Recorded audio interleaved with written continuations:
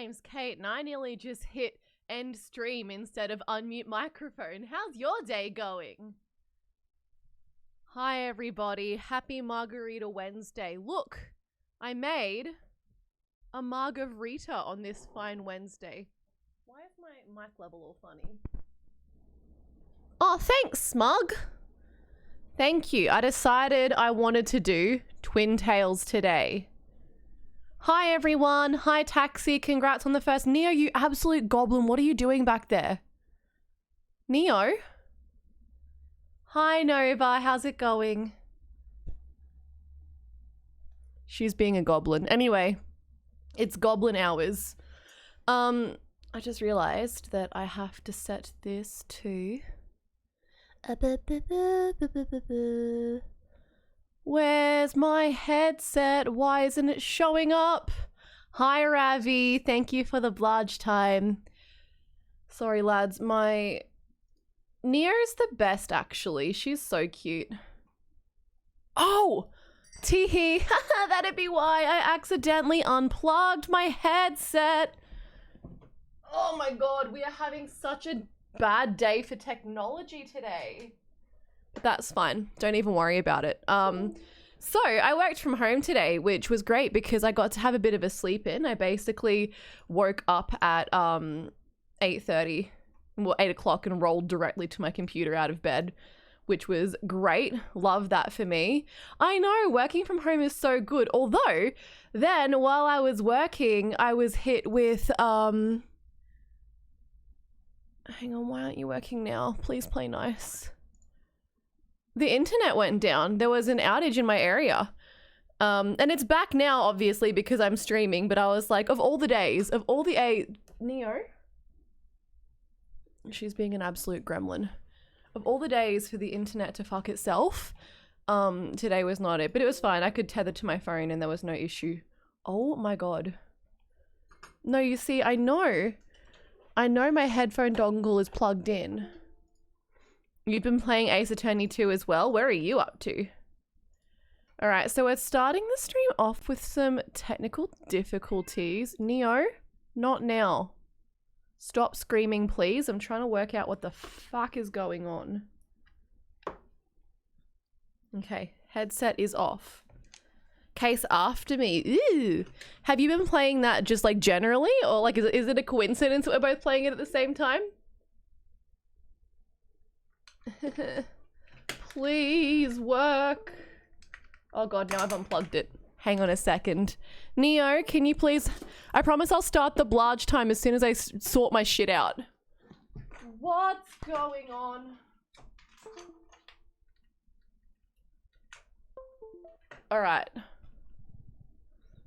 I last jumped in when Taxi and Maho were playing. Ah, very nice.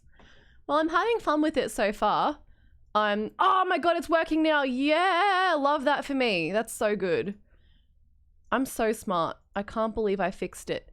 When I woke up this morning, I was having all of these issues trying to get my setup working for working from home, because I basically just use I use my setup here, and I connect my monitors to a docking station and my laptop, and I can just like use this setup. Oh my god, where are my... Okay, hang on. Oh, okay, we're good.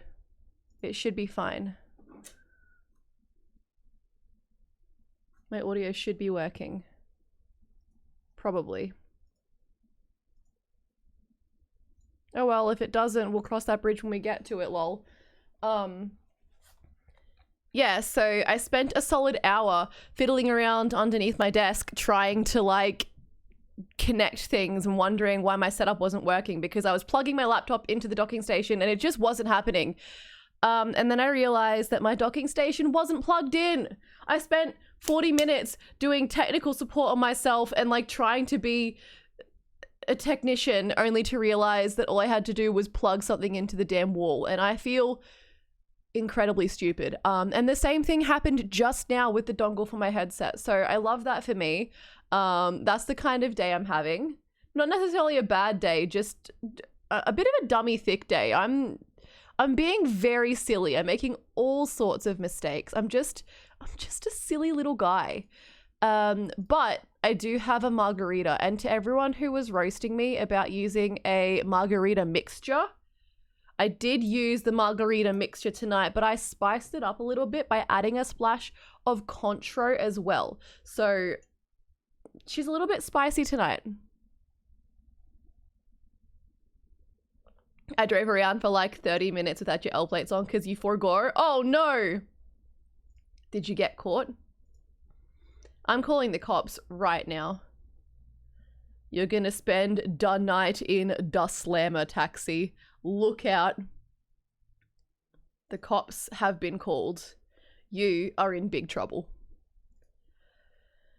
The news just talked about how any gambling in a game will give it an R rating. Yes! Pokemon Red R rated. Let's go.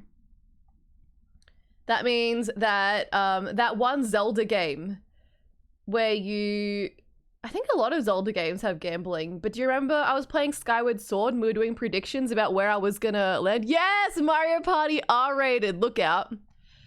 Yeah, no, Mario Party does deserve that.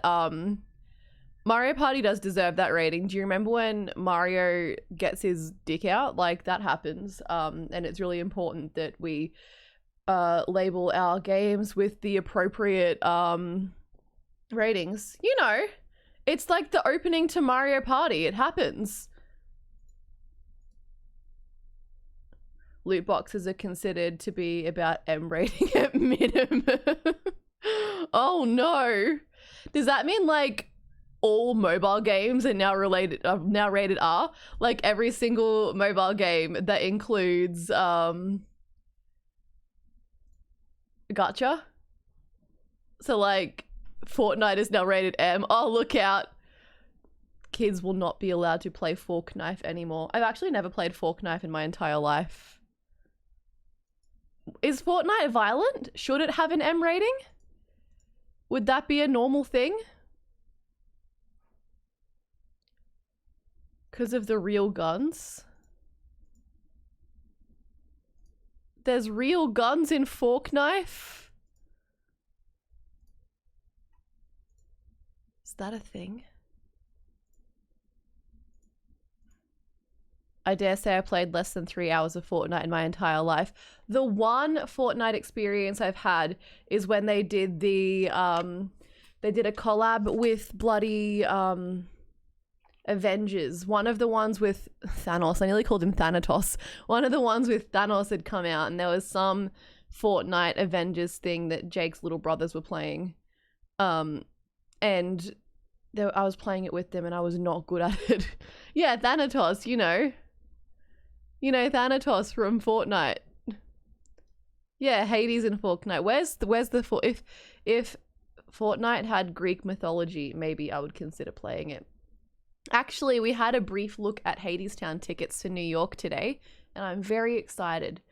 I want to sit in the front row, but the front row tickets are like $250 a pop. So maybe it's like 211, between $200 and $250 a pop. So maybe I don't get the front row tickets. But there's a song at the end where they do like a cheers, and I want to do a cheers with the actors, please. Oh well, maybe. Come on, wishing well at the wedding, come through. But also it's kind of like, would I rather sit in the very, very front of Hadestown on Broadway, or would I rather see like a few different shows? Because you can actually get theatre tickets for pretty cheap. It's Jaco. He's just gotten home from Blurk. How's it going, Jake? Hey, Neo. And Neo's here too. Jake, do you want to show everyone the thing we discovered with Neo? Oh, yeah. Okay, so watch this, everyone. So, don't do it yet, Jake. I didn't do it yet. So, Neo is a very curious girl. Yeah, she just went, brr. So, if you go to the ground as if you're picking something up, you have to do it on camera. If you do it, she runs and she's like, what have you got? She's so cute.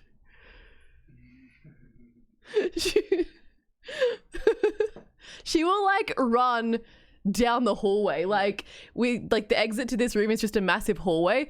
And if she is looking at you and she sees you like lean down and pretend to pick something up, she will sprint through the house to get it.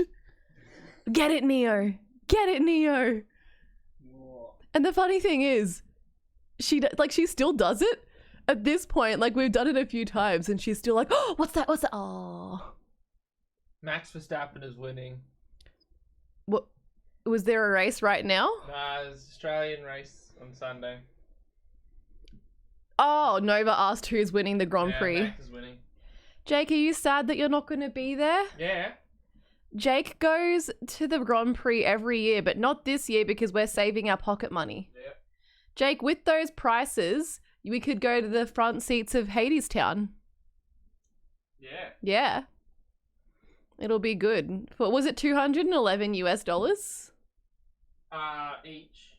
Yes. Vomits. I go sit in the front row and you sit like a few rows back. Ah, well. Ah, well. I want to go see Hadestown, and I want to go see Sweaty Todd, and I want to go see, I don't know, whatever the fuck else. You can get really cheap tickets on the day, so I reckon we'll book like 1 or 2 things in, and then like just look at what is available for like $40 on the day and just go see that. Yeah, I mean the seats we were looking at were pretty cheap. Yeah, there was some pretty decently priced seats towards the front. They were like $50. Yeah. And it kind of, with the way the theater is, it kind of looks like there's not a bad seat in the house. So, Yeah. mayhaps we really could sit anywhere and be, Jesus Christ. Yeah, we're going to New York. We're going on a big America trip in October. I'm going to be gone for a whole month, which means no streams for a whole month. I saw there was a cool college football game while we're in Seattle. Oh, there's a football game. Yeah. That sounds like fun. I'm sure you'd love that. Yeah, we could go to do that instead of going to Twilight Town. I mean, no, it's like when we're finished. Like the night we get back into Seattle, there's a football game on. There you College go. game. It's Washington against Seattle. No, Washington against Oregon. There you go. The Oregon Ducks. Orchestra conductor saw 14 or 15 performances in New York. Yeah, honestly, wish that was me. I think that Jake would kill me if I tried to take him to 15 different shows. Don't be mean to her. I haven't had dinner. I also have. I had a pretty late lunch, so maybe... Can you make fried rice? Yes! Fried rice. Jake will bring me fried rice at some point, and we can have a bit of a cheeky mukbang at some point. But for now, I will simply enjoy this Marge of Rita. Well, because I worked from home today, I actually ate breakfast for a change, which is absolutely groundbreaking for me on a work day. And I also had a late lunch because I had breakfast. So I'm not really hungry right now because I ended up eating at like 2:30 or 3. Taxi, what's your Marge of Rita recipe? Egg fried rice with Spam. I love egg fried rice, but Spam freaks me out. Honestly, probably you could give me Spam and tell me that it's like real meat and I would be like, yeah, cool, but Spam, I'm afraid of it. I have this like, oh, Bum, hello! Yeah, the Bum raid! How's it going? Hi, everyone! Hello, Bum, thank you very much. What did I make? Bum! Okay, well, I was actually just talking about how I didn't eat dinner myself. I had a really late lunch because I worked from home today, and because I worked from home today, I actually ate breakfast for a change, so it's pushed out my entire meal schedule. And I'm not hungry, but I do have an absolutely delicious mug of Rita. So I don't have dinner for you, but I do have margarita. And also Jake's gonna make fried rice, so you can have some of that if you want. But also, everybody, big shout out to Bum Fluff Tornado. I feel like a good majority of you are probably... Oh, thanks, thank you very much. Hello, Fuzzy Demon Bunny. How's it going? Welcome on in. Sounds like... No, but I'm not on an empty stomach. It's like I said, I had a late lunch, so my stomach is very much full. Oh, Yeah, okay, bum, please have dinner, bum. Sorry. I was so selfish thinking about myself again. Very, very naughty of me. Anywho, what was I saying? I was gonna say something. Oh, I was to everyone, go and follow Bum. If you are in this chat and you are not following Bum Fluff Tornado, you have to get on it. Bum is the best, actually. Yeah, no, this is about Bum. Bum is the best. Please go follow Bum, and please make sure that Bum has dinner and also a Marge of Rita. It's very important. Taxi has an epic Marge of Rita recipe. Everyone follow it. I put a little splash of Contro into my margarita tonight, so it's a little bit spicy, a little bit fancy. To anybody that just raided in, hello, nice to meet you. I probably should have done this first instead of just ranting about margaritas and how good Bum is. Although I always should open with how good Bum is. Bum is the best. But I should introduce myself before talking about Marge of Ritas, because otherwise you guys are going to think that I'm a raging alcoholic, and I promise I'm not. But it is Margarita Wednesday, which means I do need to have a margarita or other drink. I need to greet everyone individually. Okay, well, I don't know who has just come in with the raid, but yeah, I need to open with the Bum. It's very important that I do that. If you've just come in with the raid and you would like to be greeted individually, please make yourself known and I will greet you individually. My name's Kate. I'm a variety streamer. And tonight we're playing Ace Attorney, which, yeah, we got to open with the Bum G-Chan. It's true. We're playing Ace Attorney. Suddenly I've forgotten literally everything cool about me. Okay. Hi Smug, hi Sluggy, happy birthday, you're my goat. And you're also valued. Fuzzy Demon Bunny, hello. Hi again for the second time. You are valued. You're the best. G-Chan. Oh, sorry. G-Chan who? Hi Gumshoe. You're very valued, actually. Anyway, I'm shy now. Gumshoe, don't look at me. Hello, Bumfluff Tornado. You, oh yeah, I'm an idol. I do that also, but hang on. More on that in a second. Hello, Bum. How's it doing? How's it going? Sorry, I was thinking about Gumshoe and I got all flustered. You are so valued, Bum. Did you know? I already gave Bum like a 2-minute, hype speech, so I don't have much more to say besides what I've already said. I can keep going if you want. Gumshoe gives guns to children. Fake news. But on the idol thing, I have some very exciting idol news for you all. A-Muse, my idol group, let me give A-Muse a little shout out. Oh, Bum's on it. Thank you, Bum. So I am part of an idol group called A-Muse. We have original music that you can listen to on Spotify or Apple Music or YouTube or whatever, wherever you listen to your music. And we are part of a competition for Brisbane musicians this year called the Cube Effect, which is really cool.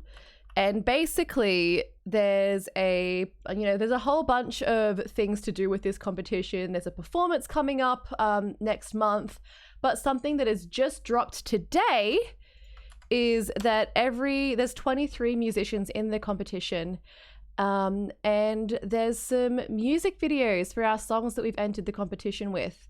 So if you can click on this link and scroll down to where it says People's Choice Award, you will see a bunch of different videos. And if you could find A-Muse Project's video and give us a vote, I will love you forever. I will be so appreciative. There's a bunch of really cool prizes to do with the Cube Effect competition. The People's Choice Award, which is the one, let me read out the prizes here. So People's Choice Award, awarded to the song that receives the most public votes for their original music video. $1,500 cash, a Outland Denim prize pack valued at $1,000, $200 Sonic Sherpa Records voucher, a Seed Lip gift box, and a $300 Valley Eyewear sunglasses voucher, which is super cool. We could do $1,500 would get us new microphones, and our current microphones are on their last legs. A-Muse Project or A-Muse. Our music video and our song sticks out like an absolute sore thumb in the best possible way, I think. Because a lot of we've met a bunch of these other artists and they're all really, really cool. And I've listened to their stuff and I love it so much, but we are the only idol group, so our stuff naturally just it sticks out, so it'll probably be pretty easy to find us. They're cool, but you're the coolest. No, everyone is very cool. We made friends with It's Acrylic, and we had a chat with Aspie Jones, and we had a chat with Alora. Will we get lapel mics? No, that would be so cool, but we're gonna stick with handheld. We have a whole bunch of like pipe dreams for audio requirements, but we're gonna start with some really good quality mics because our current ones are on their deathbed, and they're like, after Cam has to like take them apart and like solder them all the time. Like they are absolutely on their deathbed. But we also want to get in-ears, like that would be really cool. We want in-ears, we want new mics. Spend the money getting everyone in AMU's bongo drums. Yeah, that actually was the next thing on our bucket list actually. So it goes microphones, and then it goes bongo drums, and then it goes in-ears. That's the plan. But the issue is gear is just so expensive. But anyway, yes, do check out the link, this link here for the Cube Effect. And please consider chucking your vote. You can only vote once, so if you could please consider voting for AMUs, that would be amazing. But I also would highly recommend checking out the other performers in there because they're really cool. And I actually think that the fact that something like this exists in Brisbane, and this is something that they do every year, but it just, you know, we've done a few things to do with it so far. We went and had like a big workshop day a few weeks back where they got like industry professionals in to talk to us about, you know, the music scene in Brisbane and like the music scene generally, and also like setting like good goals. And we also had a chat about something that was really interesting was mental health in the performing arts and music scene, and talking about like, you know, a lot of people kind of look at artists and go, oh, a lot of artists have, you know, they suffer from depression or anxiety or what have you, and they go, oh, that's because artists are crazy. But, you know, they talked about how that's not the case, and it's actually because of, you know, a whole number of factors to do with the hard, like how hard it is to make it as a musician and how it can feel. Anyway, really interesting stuff, really validating stuff as well, actually. But all this to say that I'm really enjoying being part of this program, and please vote for us. Did Twitch get a UI update? I don't know. I haven't. Let me look. I'll see if Twitch looks different for me.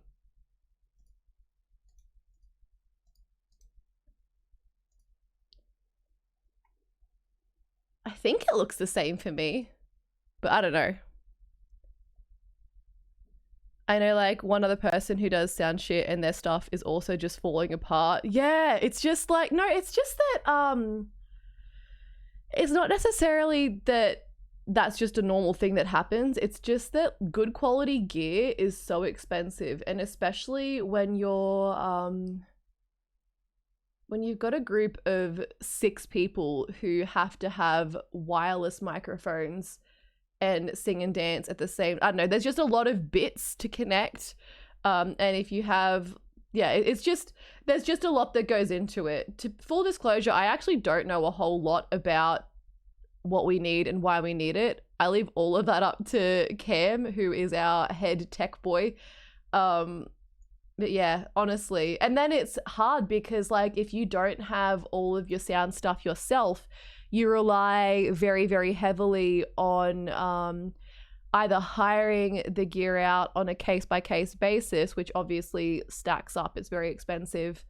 So your 3 options basically are buy exactly what you need yourself and set yourself back tens of thousands of dollars.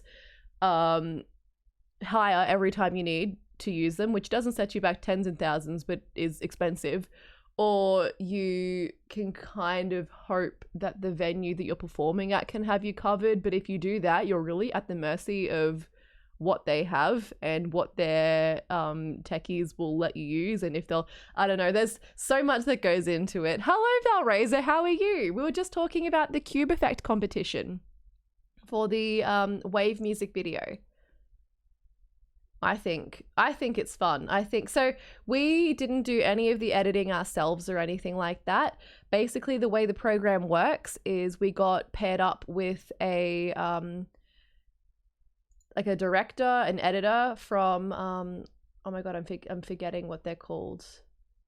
AV Club. So there's a place called AV Club, and we got paired up with like a little production group from AV Club, and we presented the song to them and presented our ideas. And they were kind of like, okay, sweet, well, here's some ideas that we have and here's how we could make it work. And they shot and edited the whole thing based on like ideas that we brought to the table. So it was very much a collaborative effort between us and AV Club, which is really cool. Yeah, I'm very excited.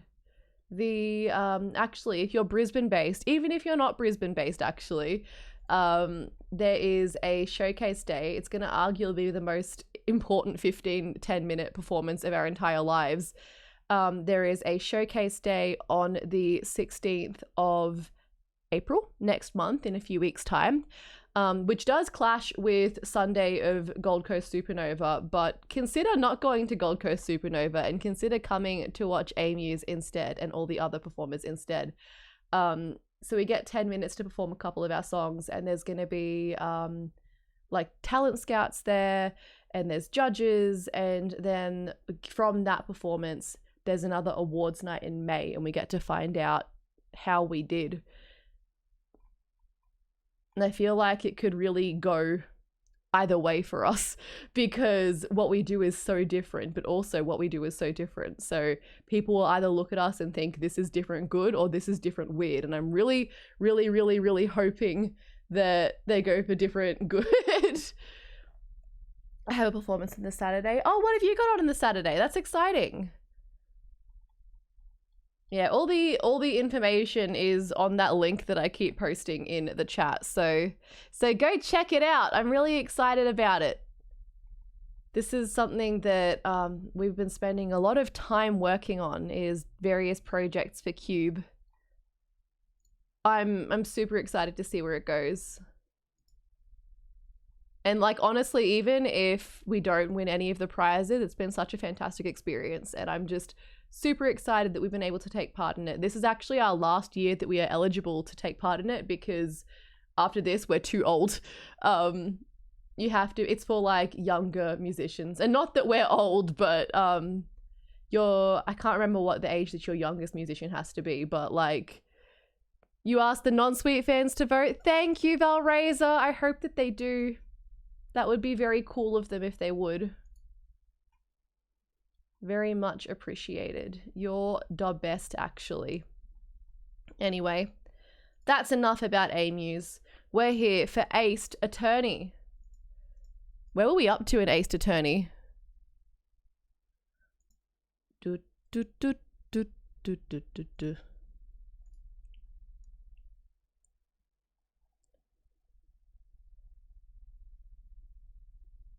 Do, do, do. So, Animal Crossing Fair. Yeah, it's Isabel. It's Babby Isabel. Oh no, I forgot about Hottie. You're right. A public defender. What do you mean? Are you talking law stuff at me? This is Aced Attorney. This isn't real law. See if you can come on Friday. Yes, that's right. We also have a performance on Friday night at Alien Night Market. So lots of exciting things coming up. So there's an absolute gronk called Hottie, and I had a silly little voice for him, and I can't remember how it went at all. Oh, also, speaking of Kate Busy, Charmley's coming to visit next week, and I'm super excited. Have I seen Harvey Birdman? I have not. Sorry. Charmley's coming to visit next week, and he told me that he has finally finished the song that he asked me to record with him. So my friend Charmley, I'm going to give him a little shout out, even though he doesn't stream super regularly anymore. But he is a musician and he's working on an album, and he asked me to sing one of the songs that he wrote as a duet with him. We recorded it back in October last time he was in town. And he said it's finally finished and that he's not going to send it to me because he wants to be with me when I hear it for the first time. So I'm excited. And that means, I mean, it's up to him obviously, but he might even be willing to, because we'll probably do, if he wants to, we might stream together. And maybe we'll play it here.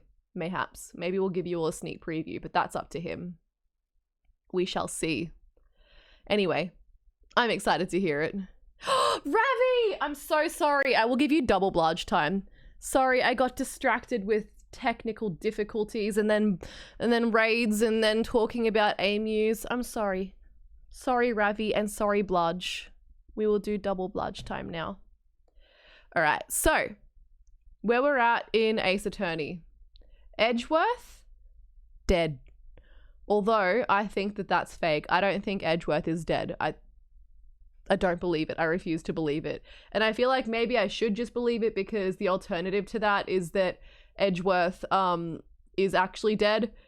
And then we're at the part where I kept kicking the cables and I disconnected my stream 5 times. Ha ha ha.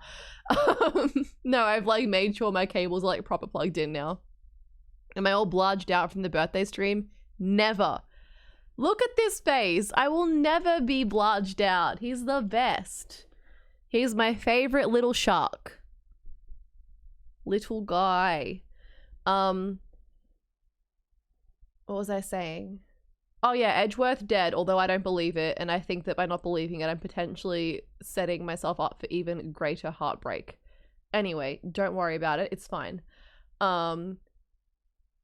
We met this absolute gronk of a man named Hottie. And I gave him a silly voice, even though I can't remember how it went. So if we have to look at Hottie... No! You know what's going to happen. I'm going to have to look at Hottie in a trial. He's going to be a witness. Please no. Please no. I'm begging. Please. Okay. Don't worry about it. It's fine. It's probably not going to happen. Anyway, Hottie's a gronk. And he works at a hospital doing something, perving on girls. I don't know, it's weird. And now I have information that Hottie has given me, and there's another girl called Eenie Miney, and I can go talk to Eenie Miney about her sister Minnie, and I can break her out of psyche prison. Gronk. It's a good word. It's not a good name for a dog. And this is Lotta Hart, and we hate her. What's the matter? You ain't looking so well. Ah, yeah, so earlier that old granny called the cops. Oh, okay. So, my epic theory. This is the granny. This is who they're talking about. She is the murderer. I'm telling you right now, she did it. Okay, let me give you a breakdown of my epic theory. And I'll give you a little breakdown of the case itself. Gronk is a good name for something. The miso. Oh, Smug, you're an absolute comedy gold. Comedy gold, that is. You are funny. You know who else is a Gronk? The butler did it. If there was a butler, I would potentially believe you. No, here's who is a Gronk. This fuck. Director Hottie. Purported. Yucky. We hate him. Hello, dude, my hands. How's it going? It's been a while. I miss you. I hope you are winning. Anyway, okay, so this bloke here, dead. It should say deceased. Dead. He's gone. He was murdered, and the suspect is Maya Faye. Maya he, Maya who, Maya ha, Maya ha ha. She is the suspect. They reckon that she did it because she is a spirit medium and she was channeling a ghost in a locked room for this guy. And then he was dead afterwards. So she is the suspect. This is Maya's aunt.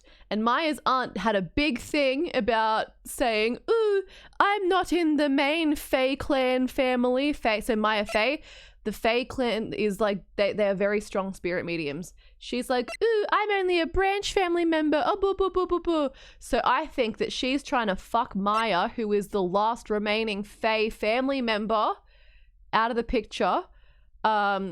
So that her daughter, Pearl, who is a very strong, she's got very, like it says here, immense spiritual power, I reckon. She's trying to get Pearl to be, like, she's trying to make her family the main family rather than the branch family. That is the basic gist of it. But also, I mentioned this last stream, but there's a theme of prodigies here. So, for example, Von Karma, she's the prosecutor that we're going up against, and she's a prodigy. She's, you know, she's been prosecuting since 13, and she's been really good at it, and she keeps going on about how she's a prodigy, and she's the best.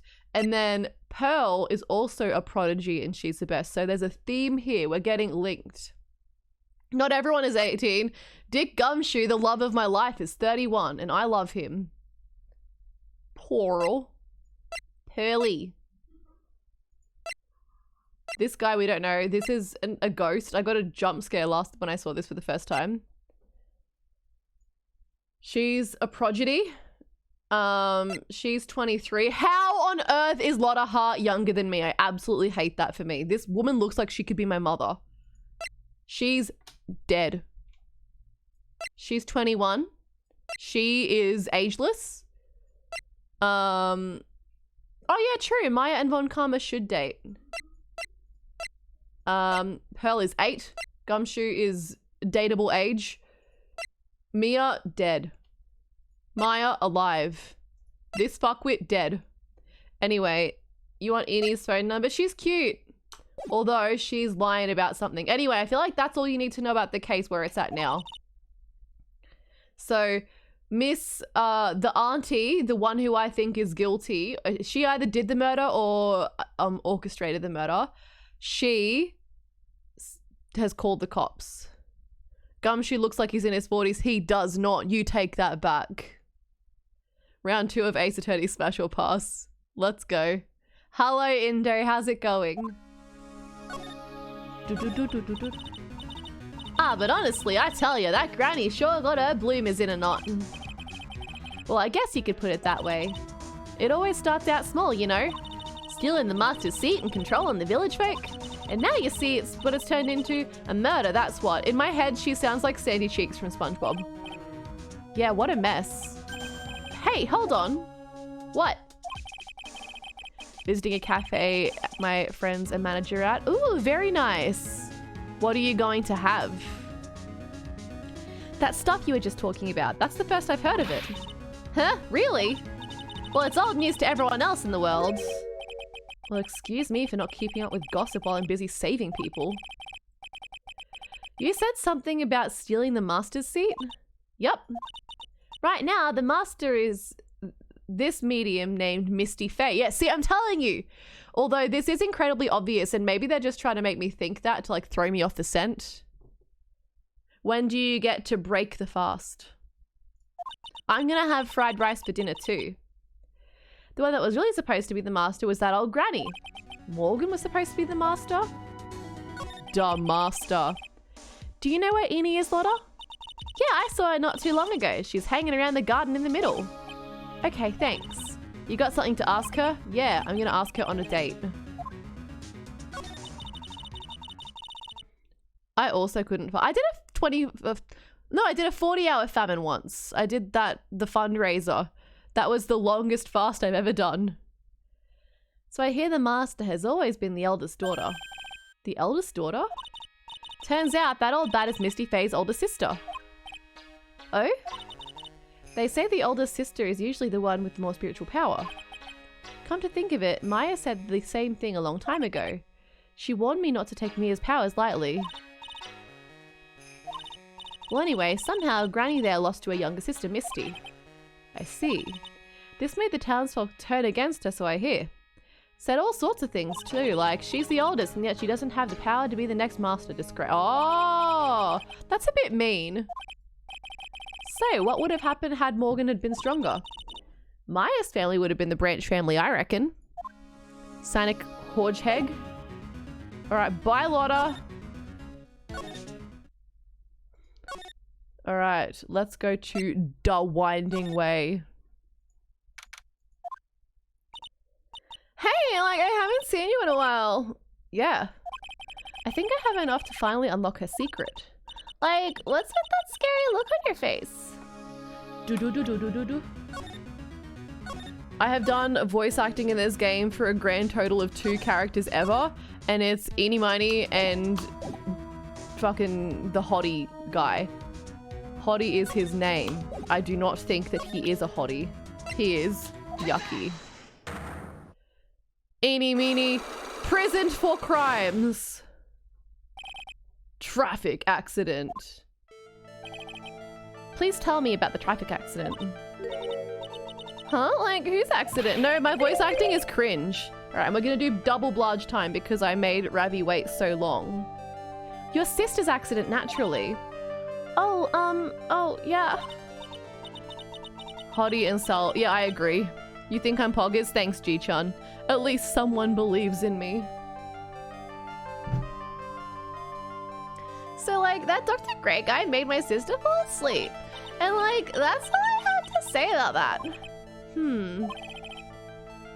Interesting. Hello, dude, my hands. You are here. Eeny just asked whose accident, which means, yeah, she had an accident. She had an accident. She pissed herself.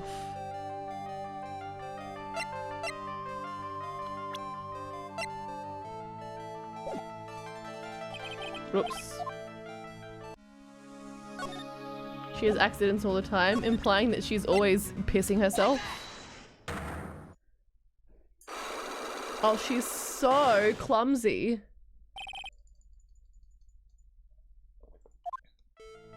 She could be pissing right now.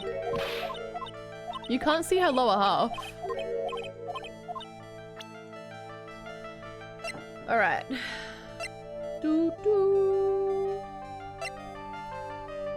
G-chan, it's not a joke.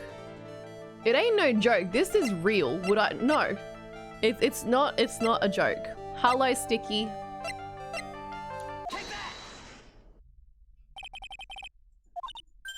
Never, G-chan. So, well, like, how strange. I have like no idea what you're talking about. I don't think Eeny stinks. I think Eeny would smell good. My partner got a blarge. Yeah, they're so cuddly. My blarge has 2 parts where the stuffing is less. So he's got no stuffing here and no stuffing here because I always hug him here and I squish here. So he's got like, I hug with my legs here, my arms here, and my legs here. So he's got like 2 very distinct squished bits. Unintentionally, but I think he's more comfortable because of it. It's okay, Smug, she wears a diaper. So well, like, how strange. Can you like prove I was in like an accident? Can I? Present. Here's your proof. Like, this is so totally bringing me down. Huh? I know I'm like a little flaky, but do you really think like I'm an idiot? Oh. Proof she was in an accident.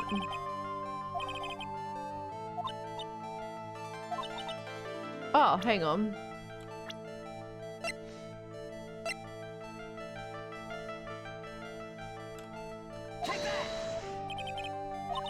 No, okay, just kidding.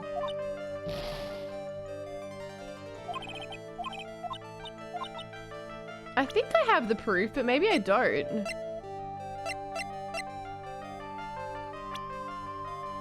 Maybe I'm just stupid.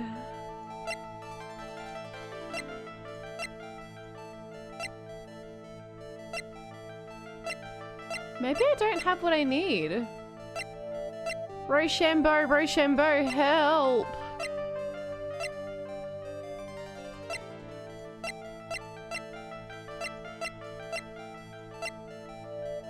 Just pointed at diaper. You're shitting yourself right now, girl.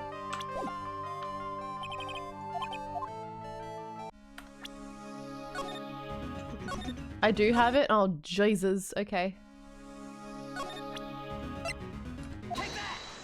Why am I incredibly stupid?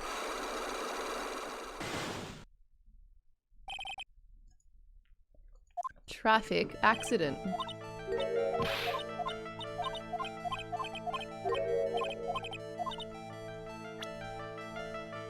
Your accident.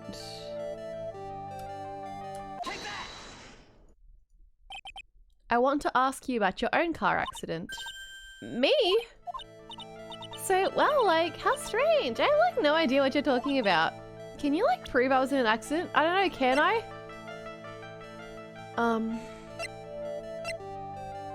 I show her my badge.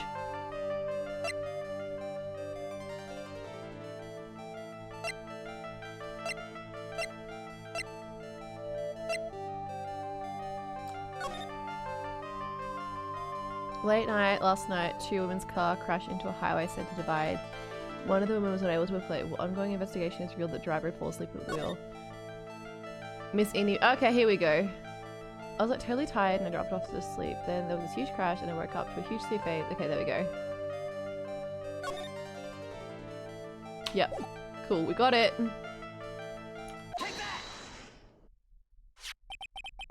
Would you take a look at this? It's a newspaper article from 1 year ago.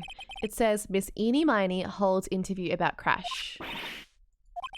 You suffered a very bad injury and had to be admitted to a hospital, correct? Like, wait!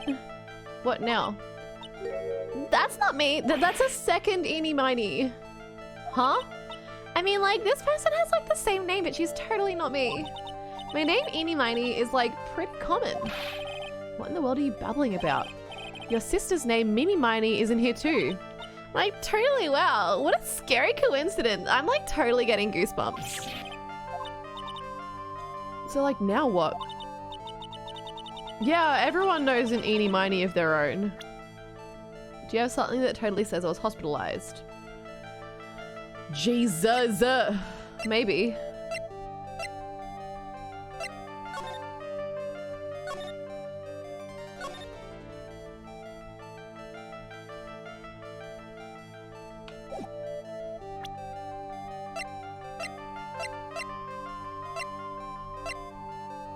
It's either gonna be this or Director Hottie.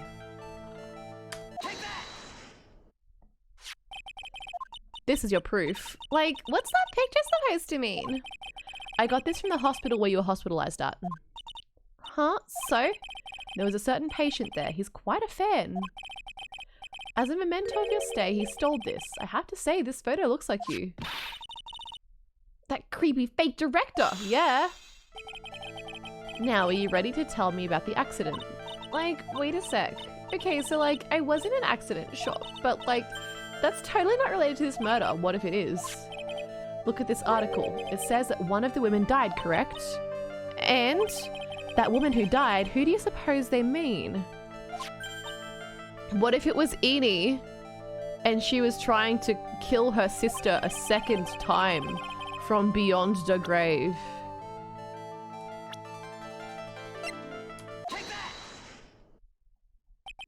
I believe it was your sister, Mimi Miney. You were riding in your sister's car while she drove. The two of you were together when your accident occurred, making it one and the same. She has been freed from prison. Yeah! Oh my god, my psychic damage meter. It's full again. Yeah, I was riding in that car with my sister. We were like on our way home. Sad Eenie Miney voice, sad Valley Girl voice. I was riding in the passenger seat when I fell asleep. We've gone from having like 1 bar of health to full. Cinderella. She lost a shoe. Okay, but what if, and here, okay. Plot twisted the century. What if Eenie Miney died and Mimi Miney took her place? Because Eenie Miney's face was apparently so scarred up that you couldn't tell who it was. So what if Eenie Miney died and Mimi Miney lived and Mimi Miney took Eenie Miney's identity? What if that happened?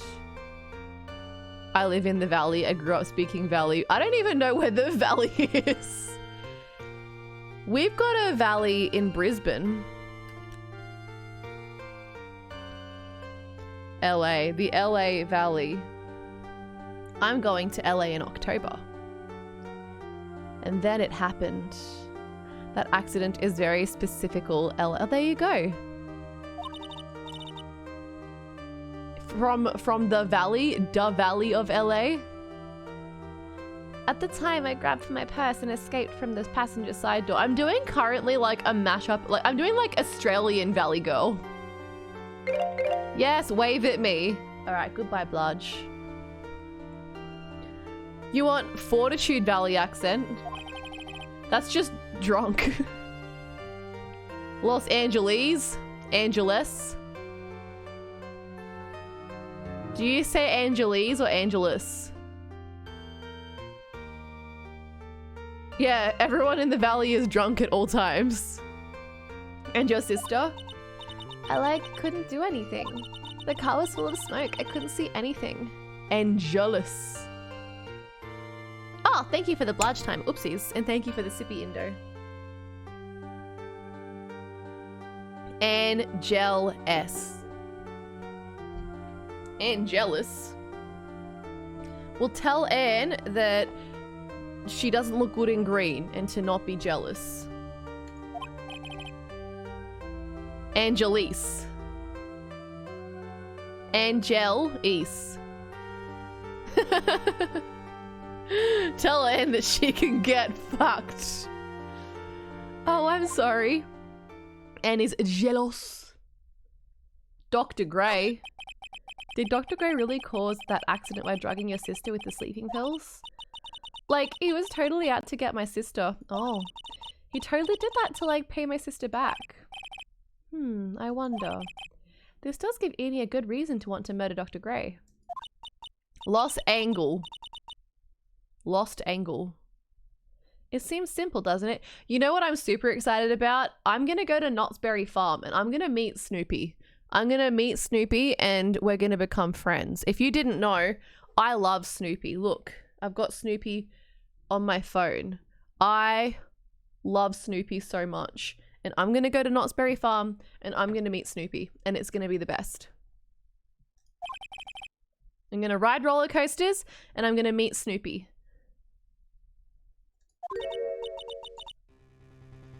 I was talking about this on a stream recently, but I was looking at Knott's Berry Farm the other day and it's funny because like all the attractions and the rides have no, I'm not a Snooper hater. I'm a Snooper enjoyer. I love him.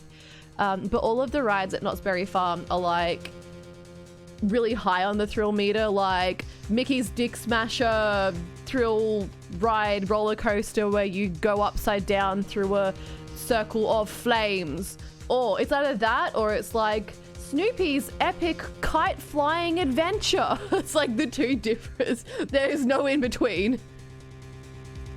I know there's no Mickey in Knott's. Have you heard of Mickey's Dick Smasher? I'm referencing Mickey's Dick Smasher meme.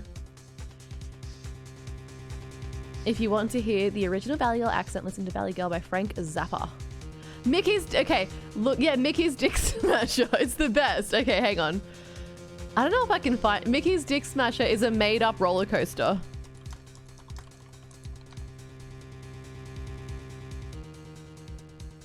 Here you go.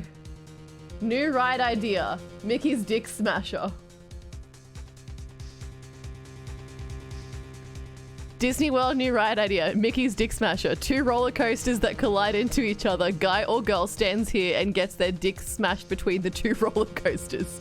So you have this, or you have like Snoopy's epic kite flying adventure. There's no in between. That's Mickey's Dick Smasher. New Disney World ride idea. I love Mickey's Dick Smasher so much. But honestly, I think Mickey's Dick Smasher might be one of my favorite internet memes. I don't know if it counts. Is Mickey's Dick Smasher an internet meme? I don't know. I like it. I like Mickey's Dick Smasher a lot. I would write it. I would go in the cart that's doing the dick smashing. I wouldn't get my dick smashed. I did introduce Bum to it. I remember you were playing Roller Coaster Tycoon, right? I raided in or something and was like, make Mickey's Dick Smasher. And everyone was like, what the fuck are you talking about? And I was like, nah. You have to find out. You just have to make Mickey's Dick Smasher. Mr. Bones' Wild Ride. I want to get off Mickey's Dick Smashing Wild Ride. Anyway, sorry to Bum for completely derailing your stream by kicking the door down and being like, consider Mickey's Dick Smasher. I hope you did make Mickey's Dick Smasher.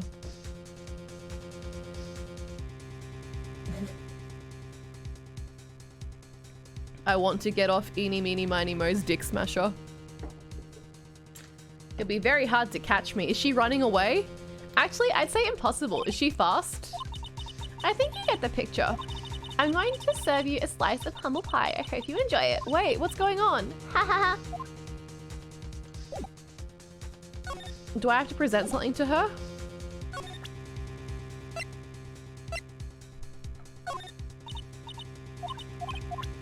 Okay. I got distracted talking about Michael's Dick Masher and I forgot what I was doing.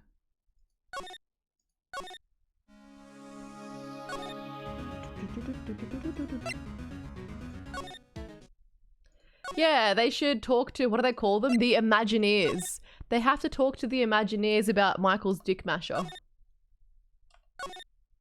It's been a few days since the murder. They really should wipe up that pile of blood. Ooh. Looks like something's up. Oh, Pearl! Sorted out. Ah! That's my boyfriend.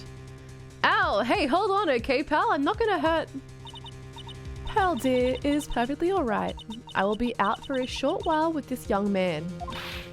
Mother, please let me go too. No, you must stay here and protect the manor. This 8-year-old put in charge of the manor. But, oh, don't make that face. When I found out that Gumshoe liked kids, I was like...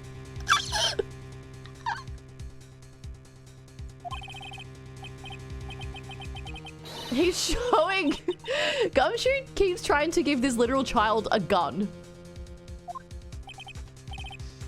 Ah, sorry.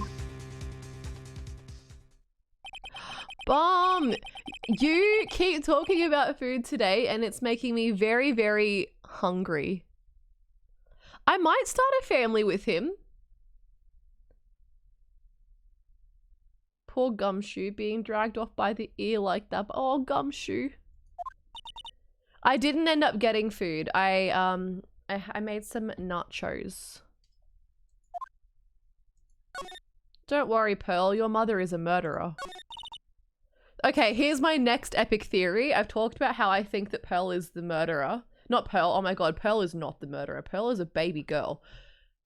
Her mother, the mother of Pearl, Morgan is the murderer. And that means that for orchestrating, or she either orchestrated the murder or she did the murdering herself. And for her crimes, she's gonna be thrown in the slammer. That's just how it is. Smug, oh my god, I said it's no spoilers and no backseating. Ah, you have to stop. Pearl is no, don't take me out of context. No, don't record that. Cut the cameras, dead ass. No, listen here.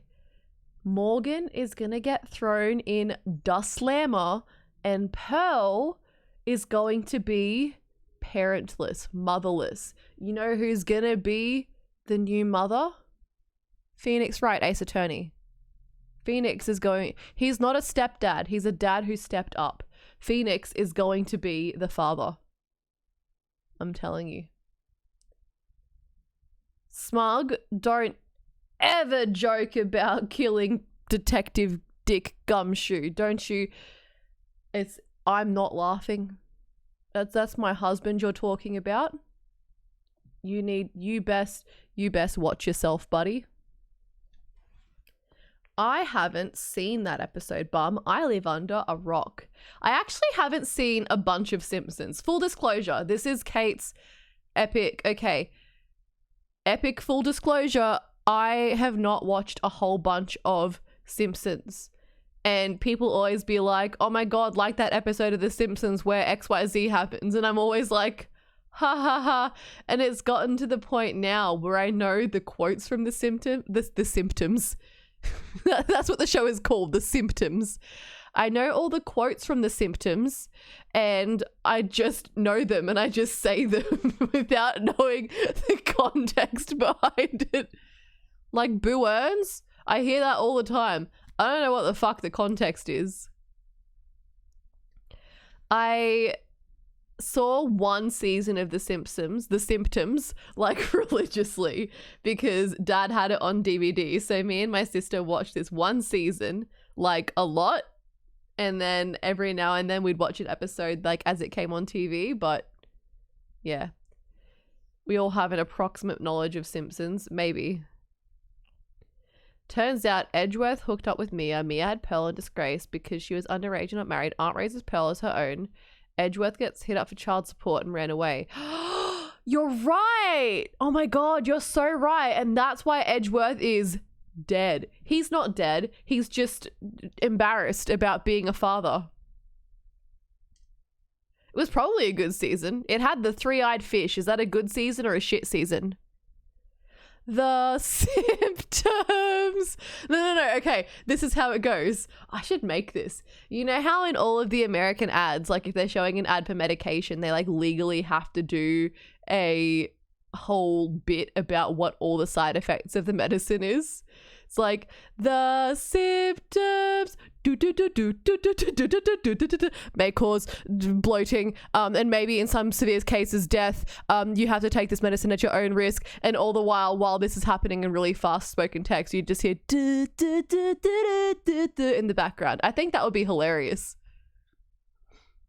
People will say only 4 to 9 are good, but I like 1 to 10. Maybe I should watch. I feel like I'm too far gone now.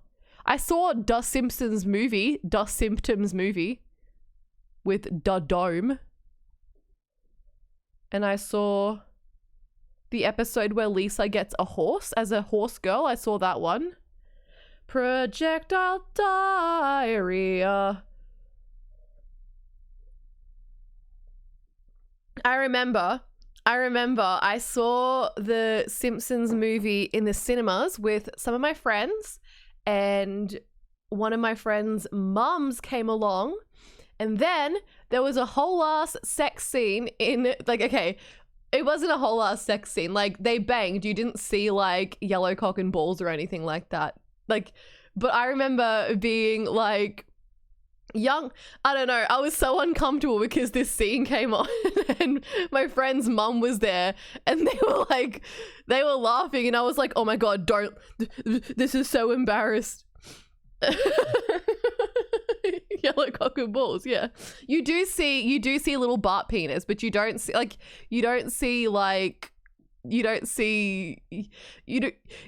see the action. You see the cock and balls. You do not see the cock and balls if you're picking up what I'm putting down. I lost my friend's pirated Simpsons movie DVD. Yeah, it's bad actually. Anyway, no more talking about yellow cock and balls. We're done. This has never happened before. It's true, Pearl. It hasn't ever happened before. I love this little sprite of her rolling up her sleeves. What are you gonna do, baby? What are you gonna do? She's fighting. Yell it to the sky. Yellow cock, and it was all yellow. She angry. Oh, now she's sad. My girl is going through like every emotion. Pearl's gonna make a friendship bracelet. That's what, yeah, she is. She has a bad feeling because her mother is a murderer. I think something really bad is going to happen. I'm scared. I'm really scared, Mr. Nick. Maybe I should start voice acting Pearl as well. Mr. Nick, what about what's a baby voice? Mystic Maya. I need to do R's as W's. She'll be white. Mystic Maya, she must feel all alone. Please, Mr. Nick, go visit her. Yeah, but I can't just leave you here all alone. Yeah, you can. I'll be fine. I'm 8 years old. Yeah, Pearl's an uwu voice. Pearl. Where am I going?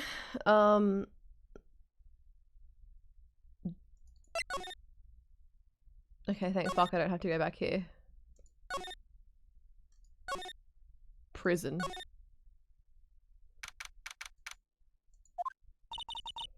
You kept me waiting, Phoenix. Oh, she's angry. Mia! So how are the preparations? I think I have enough evidence and information now, I think. What's spree? Whether Maya is found guilty or innocent, it's a heavy weight to bear. If memory serves, Mia had a few psyche locks of her own. Oh, I haven't tried them. Are they in the US? Can I eat them when I'm there? I welcome you to try. Alright, Mia, you're fucked, mate.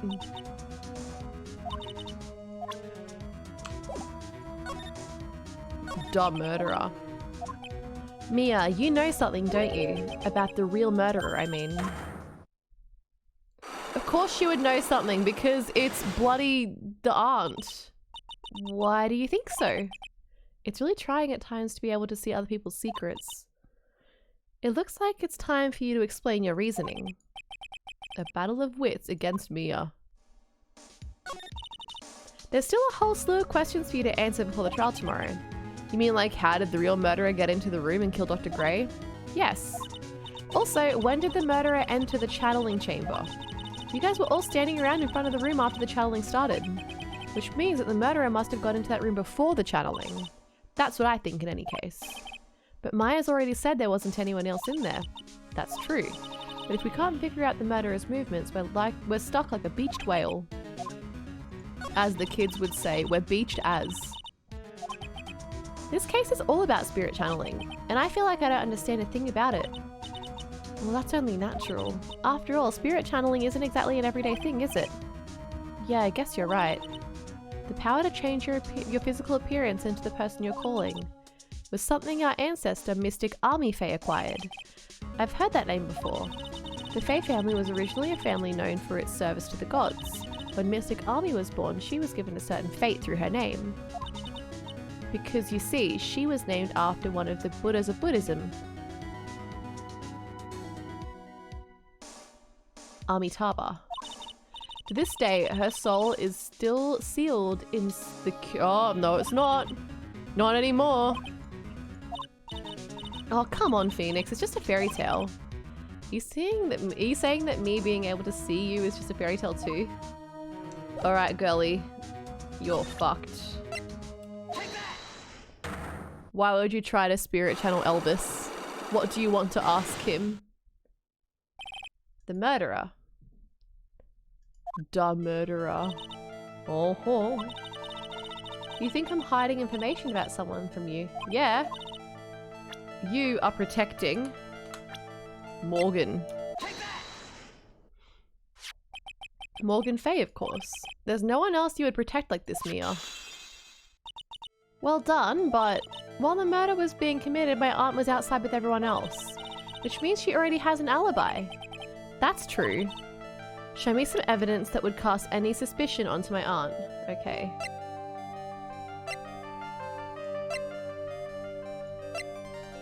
Oh, I should have saved before doing this.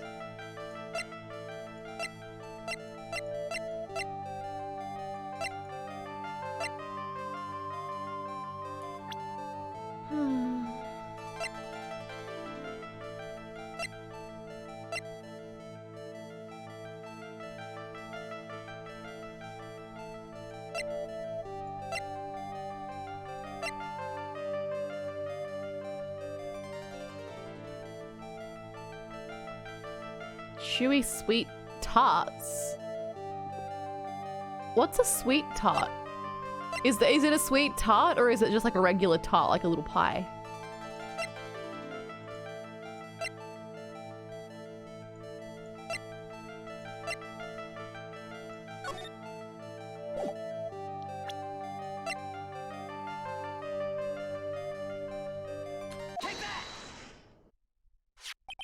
My evidence is this black key. At the beginning of the channeling, Maya had possession of this key, and yet somehow it magically ended up in the incinerator in the center garden. You're right. There is only one person who could have done that while I was busy calling the police. The person taking care of Maya, Morgan. What's that look mean? Your argument is too flimsy. When did the key find its way into the incinerator? It could have happened long after the murder happened. Someone could have found the key somewhere and dumped it in the incinerator. But that prosecutor would use something like this small to shred your case. Do you have something other than just the key to cast suspicion onto Morgan? Oh, Jesus. Smarties? Like, they've got Chocky in them?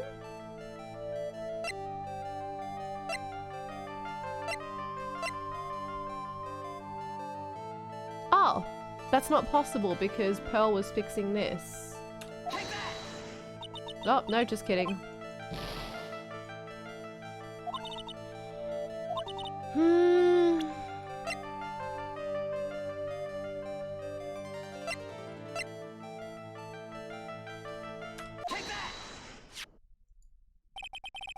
This is the other piece of evidence that points to Morgan as the culprit.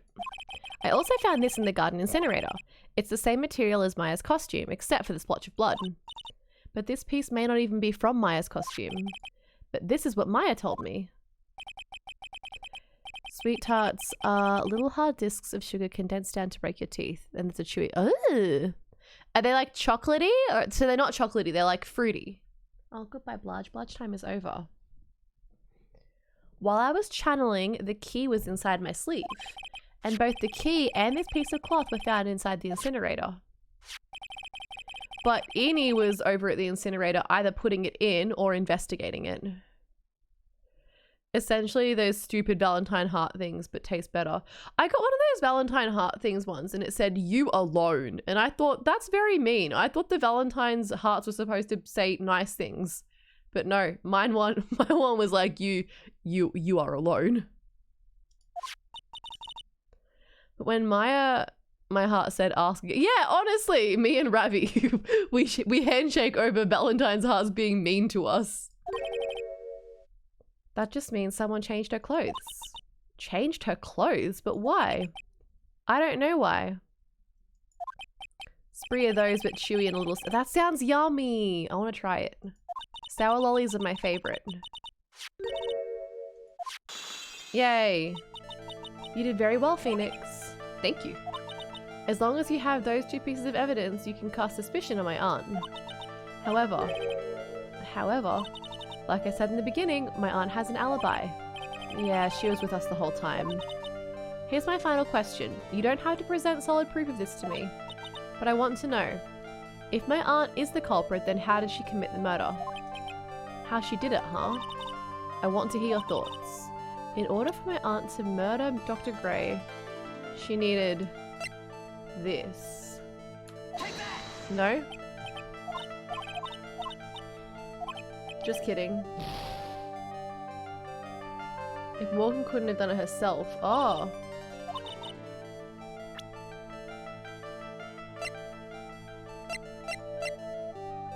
She needed to be able to spirit medium into someone.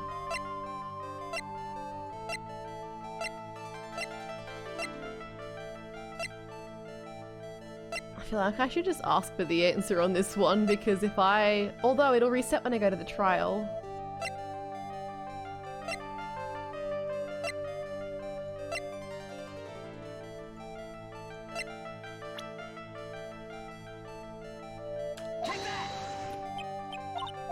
Not the ghost.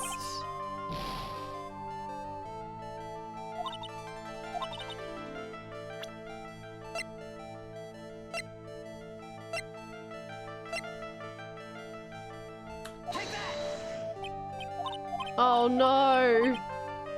I didn't save before doing this either.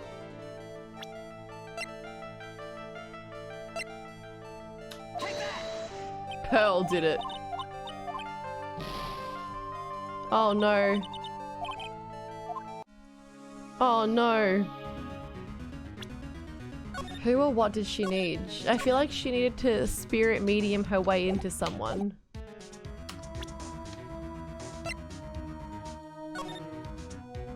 She needed a... I don't know.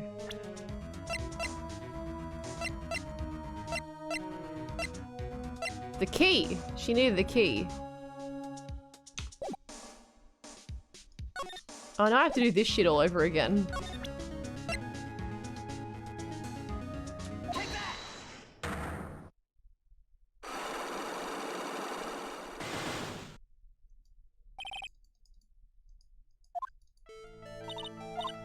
I'm hanging on by a thread.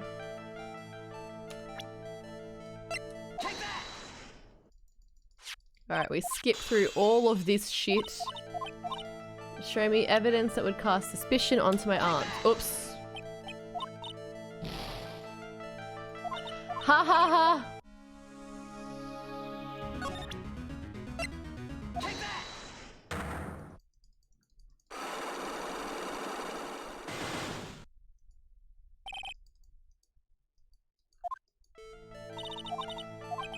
Alright.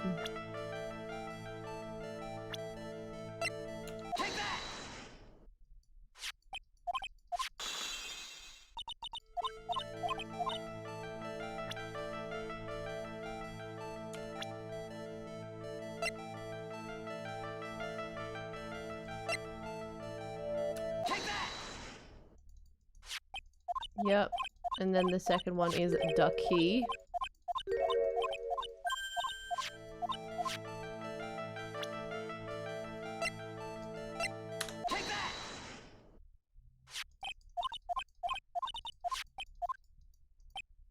I want to see Taxi's Marge of Rita. Can I have some Rochambeau help here? Is the key the thing I'm looking for? I'm going to look at Taxi's Marge from Rita. I'd like to see it. Taxi, that looks yummy. Taxi's Marge from Rita's are always so much nice. I don't even bother salting my glass. I probably should. I feel like she needed the key. Can I have the answer, please? Rochambeau, Rochambeau, do I need the key? She needed doggone.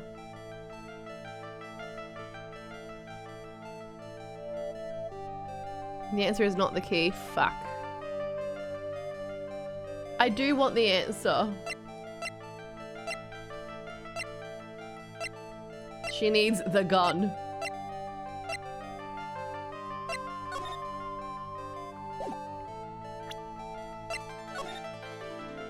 It's a who? Is it Eeny Miny? Oh, she needs Maya. Is it Maya?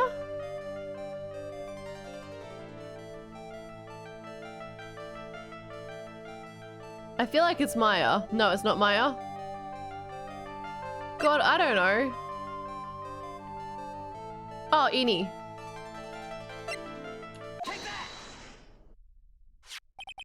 Eeny Miny. She's the answer to the final question. Which means that my aunt and Eeny Miny were in cahoots. Yeah!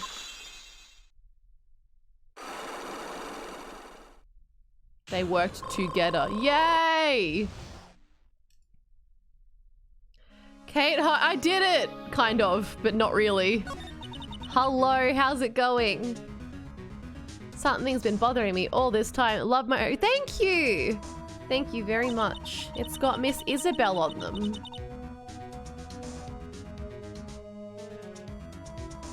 I thought it was maybe her, but I wasn't sure. This crime is something no normal person could carry out. The person would have to know a lot about the Fae Manor and the village itself to do this, but Morgan already has an alibi. Yes, which is why I can't figure out how it was done. We can assume that Eeny Miny is involved somehow. We have one big problem on our hands. A problem with what? We don't have a motive. Yes, we do! We absolutely have a motive.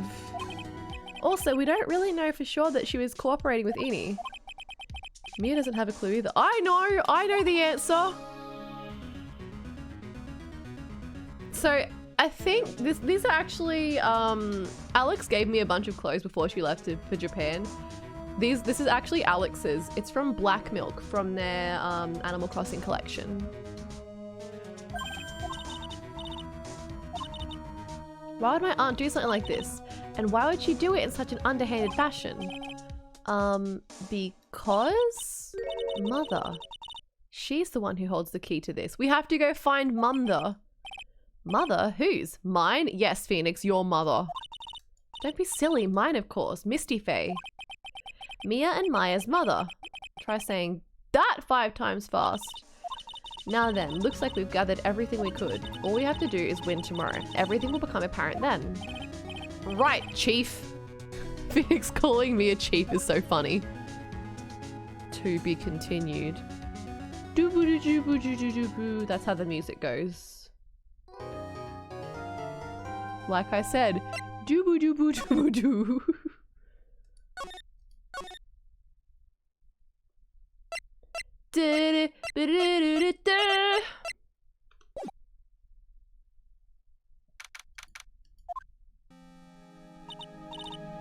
Nick? Yeah? Did you know that Von Karma's daughter is only 18, just like me? Yeah, why? I was just thinking about how strong she is. I mean, she's been in Germany all this time by herself and she's so grown up. Black Milk brought out a Sailor Moon collection recently. I have to look at it. Honestly, I find Black Milk's designs really hit and miss lately. Like, there's some designs that just look really, I personally prefer the design, like, I feel like, I don't know, some of them don't look wearable, question mark? Like, it can be pretty hard to find, yeah. Yeah, I agree. Particularly, I like their stuff that's like designed stuff, like interesting fabrics. The stuff that's printed like this, usually it has to be very specific for me to like it. And like, this is just me personally. I probably wouldn't wear something like this out. I prefer to wear things like this for streaming. I dress pretty differently for stream than I do going out in public sometimes. The Isabel one is very cute, but I don't often wear green, I think is the thing.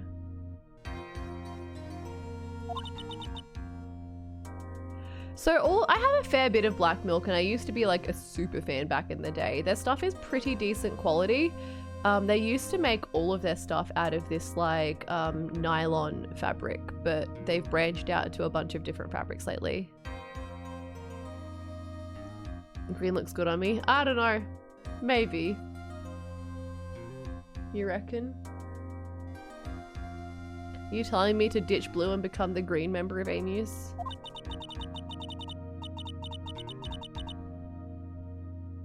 Yeah, exactly, Taxi. I agree.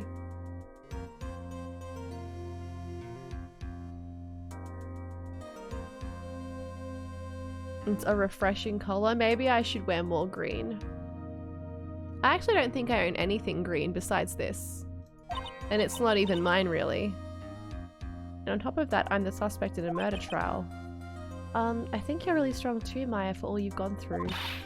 Good morning! Hi, Pearl. The two of you look like you're doing well today. I'm happy for you. Hey, morning, Pearly. You'll be safe today, Mystic Maya. Huh? What do you mean? My mother is coming today to show— uh-oh. Yeah, I wish she didn't do that. This is a nice shade of green. Thank you. Well, according to the color matching quiz, I'm never allowed to wear pastels, especially pastel blue. And I can only wear warm autumn colors. So do you think green is a warm autumn color? See, if I was going to wear green, I would usually opt for like a darker, more emerald green.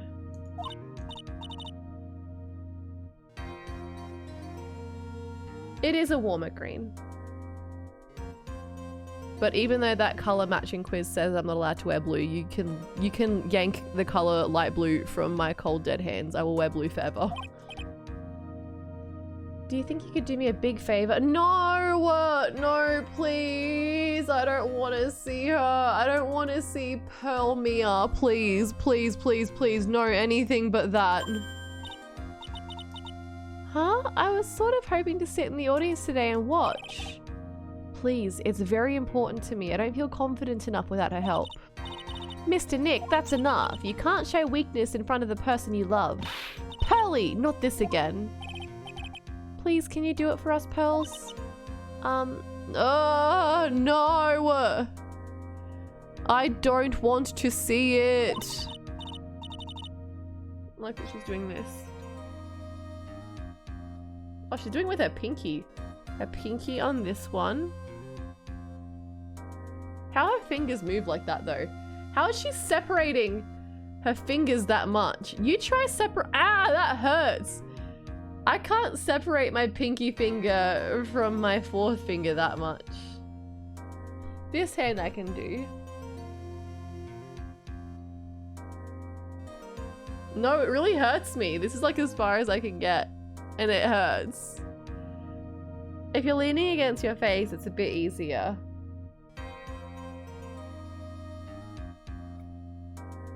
Oh my god, maybe I'm fucked actually. Really hurts me. What? Okay, no, I'm just fucked then. I can get them from my nose to— What? I can get about there. Like, that's maybe 3 centimeters. You guys are fucked. See you later then. I'll leave you two to your alone time. Phew, thank goodness. Nick? This way, Pearls won't be able to see today's trial. What do you mean? What's going on? Uh-oh. No, I hurted myself. Taxi, kiss it better, please.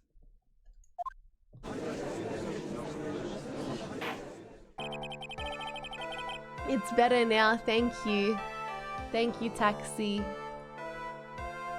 Court is now in session for the trial of Maya Fey. The defense is ready, Your Honor. Let's start already. No, put your whip away! Little fucking freak. Mr. Phoenix Wright, I look forward to tonight's news with great joy. The image of your defeated face will be transmitted all over the world. Vomits. All over the world, huh? Sounds like you've made quite a name for yourself, Phoenix. Don't be foolish, you fool wearing the foolishly foolish clothes. The famous one is me. I'm the prodigy who has never lost a case since becoming a prosecutor 5 years ago. Naturally, the world's eyes are on me as I conduct my first trial in this country. Uh-huh. That's nice, Miss Von Karma. Glad to see you're in such good spirits today, Miss Fey. It's true what they say. Women really are scary when they fight. Oh, do women, am I right? Oh, so true, Phoenix. Now then, a very interesting theory was presented during yesterday's session. That the defendant could have left the channeling chamber, correct? Yes. And this key is proof of that.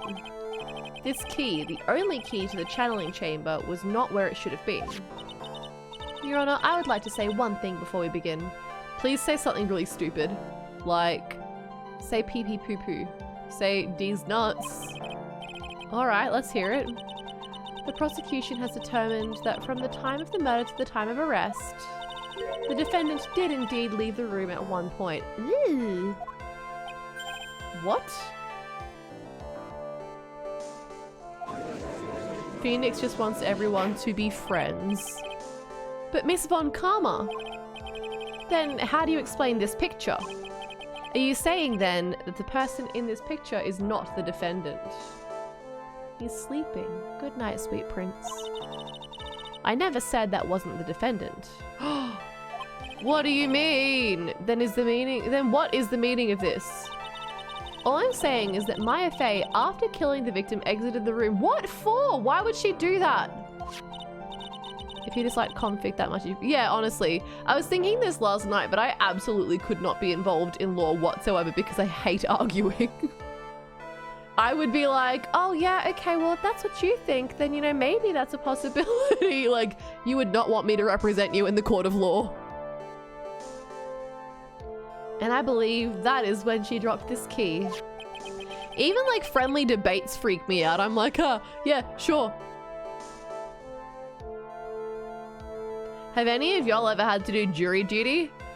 I got called in to do it once, but I was able to get out of it. Not even that like, oh, I wanted to get out of it, but I was actually really needed at work. And so my dad, that was when I was working for my dad, and my dad wrote a letter being like, Kate is the only, she makes up the whole accounts team in the business. She is responsible for like 3 whole departments by herself. She cannot come do jury duty. Please understand. I got called and didn't go, didn't get a fine. Honestly, I'd be kind of interested to go. Probably would be like, I feel like depending on the case, it would be interesting, but yeah. I've been called once. Oh, okay. Damn, what are the odds of that? You got a jury duty summons today. Wow, are you gonna go? It's like, it was weird. It's weird happening to you. You kind of look at it and go, you only ever hear this happening to other people. If I had nothing going on, I probably would have gone. The courtroom at Roma Street. Oh, there you go. I've never been there. I could be like Udgy, for real, for real. Where's the jury here? I want to see them. Isn't that what I'm here for? The prosecution would like to call the defendant's aunt, Morgan Fay, to the stand. I probably won't end up on the jury. I've served several times. My current career is court reporter. Okay, so please forgive my potentially stupid question, but what does being a court reporter entail? Because I actually have very little idea of how court actually works.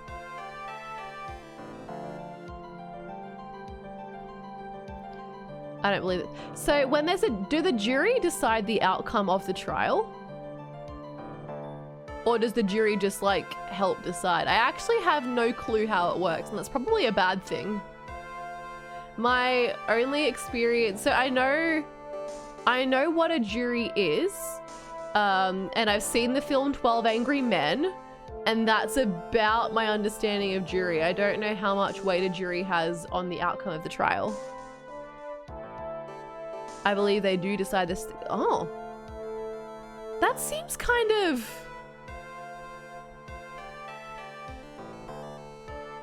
I feel like there's holes in that logic.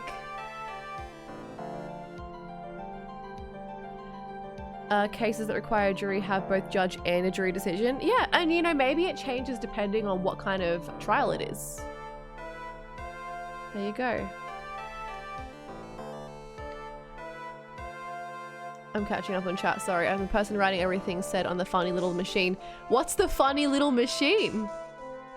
You transcribe everything that's said during the trial and preliminary hearings. I trained as well in the military but never actually did it. Interesting, there you go. Damn, you guys have interesting jobs. I sell computers, that's so boring. I sell computers while knowing absolutely nothing about computers. And I'm also an e-girl on the internet and an idol or something like that. You get told, Diva! Hello!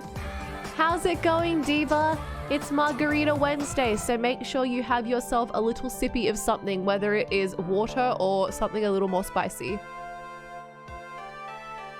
E-girling is cooler? Yeah, maybe. I don't do very much e-girling though.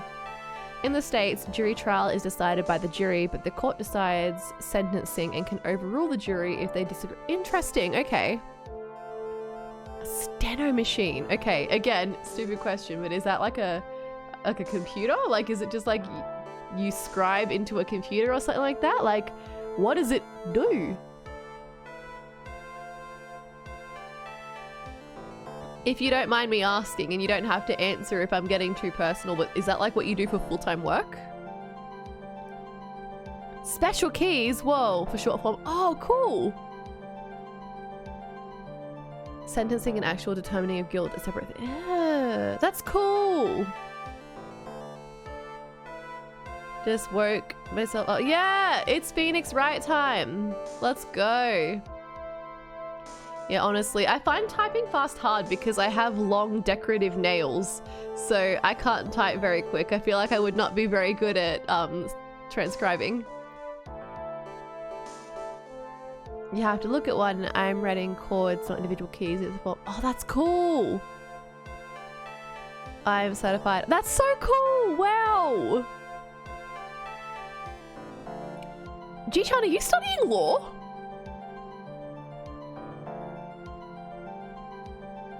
God, you guys are so cool. The funny little machine is a Bane mask. You wear special headphones that isolate voices into your ears that you can... You guys are so cool and you know so many things. Like, I'm just a guy. Okay, I'm not in law, I'm in justice. G-chan, you are cool. Okay, I studied drama. And not that that's not cool. Studying drama is cool, but and my subjects that I took in high school were, so in year 12, no, okay, in year 11, I studied business, film and television, music, and drama. And then in year 12, I dropped business for music extension. And so my electives were music extension, drama, and film. I did all art subjects, but I also did math B because I don't know, I wanted to shake things up a little bit. I'm not cool. I'm gonna get a boring job when I graduate. It's okay. My job is also boring. I remember I got into Twitch through watching an actual lawyer place. That's interesting. That would be really cool because I know that there are some things that happen in Ace Attorney that are just not accurate. I was a theatre major in undergrad and I have a master's in production management, stage management. Fuzzy, you're so cool. I'm so in awe of all of you right now. No, Taxi, you're also cool. Shut up. Everyone, I'd like to give a shout out to Taxi. Taxi is very cool, and Taxi is a very cute undead VTuber, and all of you should go and follow her because she is very, very cool, and I will not accept any Taxi slander in this chat on this fine evening. None. None at all. No, you can't tell me what to do, Taxi. I'm the boss around here. Your time. Okay, sure, but this isn't the Taxi channel. This is the Kate channel, and here we do not accept any form of Taxi slander. Here's a Taxi fun fact. Did you know that Taxi has designed every single one of my emotes except the Jamie Lee Curtis ones? That was not Taxi, but all of the ones that feature little Kates, that was all me. The little Kates are all Taxi. I just claimed the little emotes that are me, that was all me. No, it was all Taxi. Oh, Taxi actually made Jamie Lee Curtis. Taxi invented Jamie Lee Curtis. Fuzzy. Did you do acting or more production side of things? Because the course that I did was really vague, and we covered acting and not vague. Vague is not the right word. It was broad. So we did like acting and directing and stage management and production and script writing, a whole bunch of things. But performing was always my favorite part of it. Little J. I can't believe Taxi made Jamie Lee Curtis. That's so cool. Well done, Taxi. Your finest work to date. What do you mean, Jamie Lee? You mean the real Jamie Lee Curtis is here? She's here? Stage management and production management in live theatre. Production management in television and script. Wow. I acted in one commercial as a child and never wanted to do it again. I never did any acting in, never on like a professional level.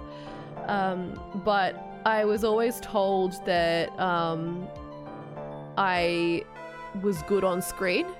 I acted in a few people's like uni productions, and like I feel like not I feel like I'm patting my own ass and this is really embarrassing, but I acted in my sister's final, because my sister did a film elective at uni, and I acted in her final film assignment, and the teacher was like walking around and like looking at all of the performance, like the performers, and the tutor pointed at me on my sister's screen and he was like, she's really good on screen. She acts really well on screen. So maybe there's an alternate universe where I act for screen. Honestly, if I wasn't doing A-Muse, I would pursue, I'd probably pursue acting. I would audition. I don't know if I would get the roles, but I would audition for theatre. I would try to be in musicals because I love singing. So I'd audition for theatre and I would maybe get an agent and I would act a little bit, but I'm an idol and I'm doing music now, so. I'm here for a mutual self-ass patting. I never pat my own ass, so it's embarrassing. It's like really, really embarrassing to share that, but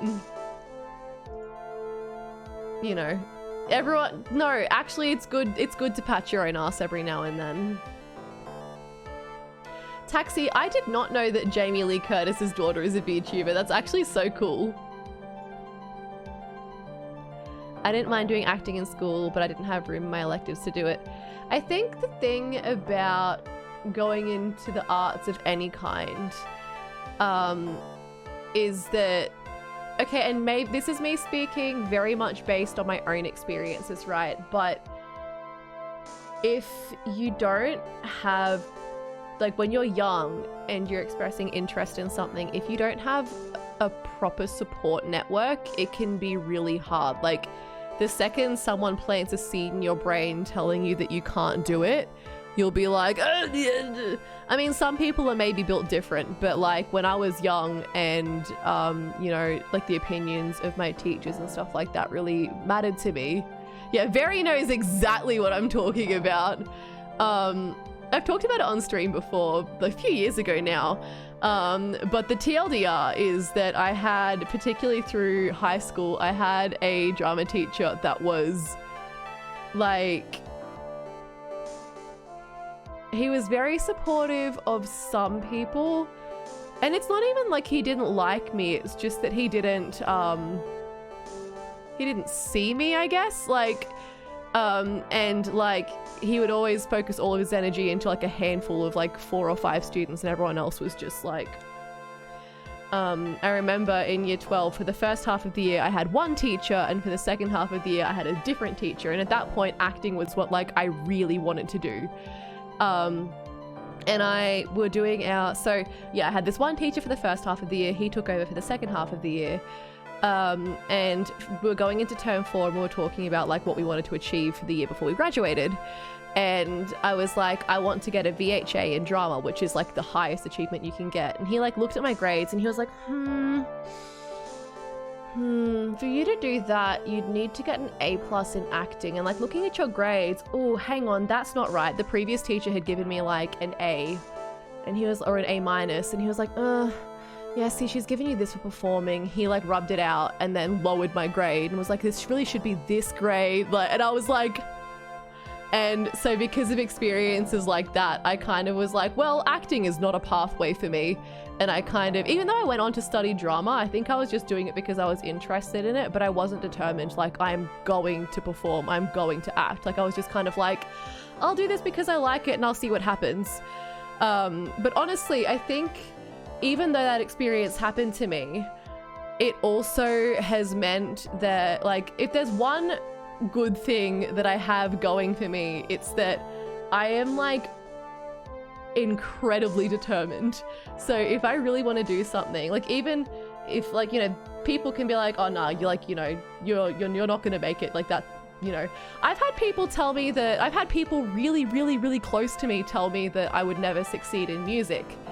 And then, you know, I do what I do with A-Muse, and those same people now are like, wow, you're so great. And they, you know, like, but I'm so determined, so I can kind of tune things out. But I think that when you're young and in high school, it can be really easy to kind of psych yourself out. Anyway, I'm rambling at this point. All this to say, fuck haters, do what you want to do, right? It's annoying in school when you get pigeonholed as a specific kind of, yeah, very much so. I was crazy luck to get into a lottery-based admission. Oh, that's cool. I got to do programming for game design. Whoa.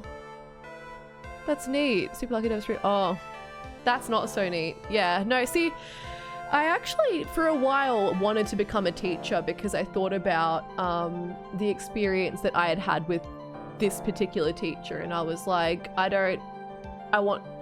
I want to be the kind of person that can have the opposite effect on people. I want to show people that they can do it even. And like, I'm not even saying that I was an amazing actor. I don't know. Maybe I wasn't the best, but also like, even if I sucked, right? That is no way to treat somebody who is passionate about something. I believe that anybody can do anything. You just like some things come more easily. So for example, right, I suck at drawing. Drawing has never come easily to me. I suck at any kind of visual art. It's really hard for me. I've never pursued that, but if I wanted to pursue it, if I put the time and effort in, I think that I could become a pretty decent artist. I believe that about everything. So if somebody isn't necessarily showing natural talent at something, right, make them feel like they can do it.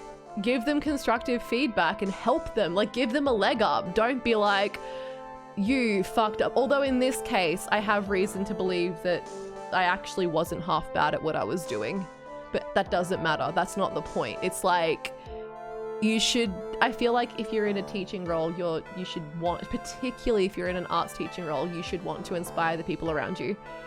It definitely bugs me how much talk about artists. I hate to have to do this, but it's 4 in the morning and I have to be in court in 4 hours.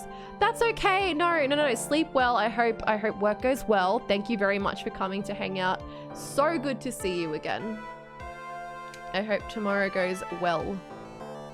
Yes, thank you for telling us all the court stuff. It's very interesting. You are very interesting. I think you're very cool, actually. I think all of you are very cool. I should do just chat. Look, okay, full disclosure, I've always been a little bit too scared to do a just chatting stream. But I'm having fun. Like the past couple of days, I pushed myself to chat more. So maybe I should do a just chatting stream from time to time and just chat shit with people. Talk about life and things. Chatting stream would be cool. Maybe if I feel brave enough. It's the funny thing for me too. He gave me 70 on final game design project for having no objectives and being too sandbox and not like this game growing up. Yeah, see? But like, that happens a lot. There's a lot of people who have been very successful that have been told throughout various stages of their careers that, you know, what they're offering isn't right, or, you know, even with AMUs, there's something that we're working on at the moment, or, you know, things that we have been working on in the past, where people will be like, oh, I feel like, you know, what you're doing is a little bit too unique. And then 3 seconds later, someone else will turn around and be like, this is so unique. It's exactly what should be pushed out. You know what I mean? It's, yeah. I appreciate that. I genuinely love talking about my career, both of them. I've been blessed with an amazing, very interesting life and all. Yeah, no, honestly. I think that that's really cool. Come here and talk about your life anytime. I would love to listen. Yeah. Anyway, all we can do is our best. All this to say, we can't all be prodigies like Von Karma. We can't. Yes, exactly, very. Push the boundaries. I've been in my 50s. It's been a long life. I'm also in my 50s. I'm not really. Did I trick you? Did you believe me? I'm a MILF. I mean, I literally had my birthday like 2 weeks ago and I was like, I'm 28 now, so...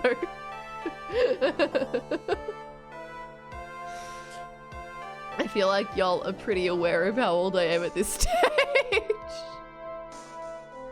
Hee hee hee. Phoenix is great quarter life crisis inspiration. Yeah. No, I think that, hey, Very, shut up. Don't come for me like this. Hey, no. Dude, my hands earlier said that Gumshoe looked like he was in his 40s. So if I'm 50, then I could probably swing that. Okay, yes, good night, good night, good night.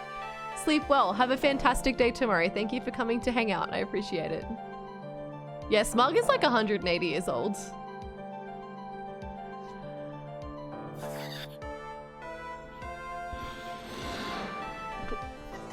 Ace Attorney is fake. It's not real. We can't all be spirit mediums at the ripe age of 8.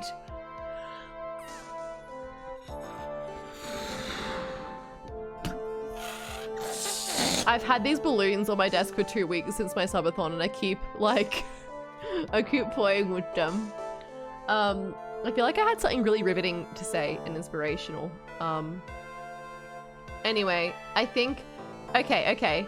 So, this is my last little thing that I'm gonna say before we keep playing the game, but I think that despite things happening to me, you know, when I was in high school and I was trying to, you know, decide what I wanted to do with myself, and I was pursuing all of these things only to be told that I was, like, you know, I wasn't necessarily told that I was rubbish. I was like overlooked. Okay, I'm gonna, not to call out my dad. I love my dad very much. Dad, if you're watching this, I'm very sorry. I love you. But you know, parents do that thing where they try to protect their kids and they say, no, don't do that. So like when I dropped business for music extension, my dad was like, you just don't have the voice. You just don't have the voice for it. You have to stick with business. And now like A-Muse is doing, you know, well. And he's like, yeah. So you kind of just have to believe in, like, you have to trust yourself. But I think that despite, you know, being told all of these different things throughout my life, like being overlooked or being told like, no, you just don't have the voice, this, that, and the other, I think that it's made me, not only has my determination kind of helped me push through that, but also I've kind of learned to kind of, this is, okay, it sounds so corny, I'm really sorry, but like, if you live life with an open, like you just like, with an open hand, so to speak, like if you're just ready to accept whatever falls into your lap, like if you had told me even 5 years ago that I would be doing what I'm doing with A-Muse, I would have been shocked. I would have been like, that's fake, but I don't believe you. But I didn't, like, I've never been much of a person who comes up with like 5-year plans or 10-year plans. I kind of just do whatever is happening in front of me. And I think that if you kind of just believe in what you're working on and accept things as they happen to you and make decisions based on what is happening to you as it unfolds, that's worked for me so far. And I think that everyone should believe in themselves. And I'm not even saying like I have it all figured out. I don't have it figured out. I have no idea what I'm doing at any given time. But I think it's important to allow yourself the room to succeed and also allow yourself the room to fail as well. Both of those things are important.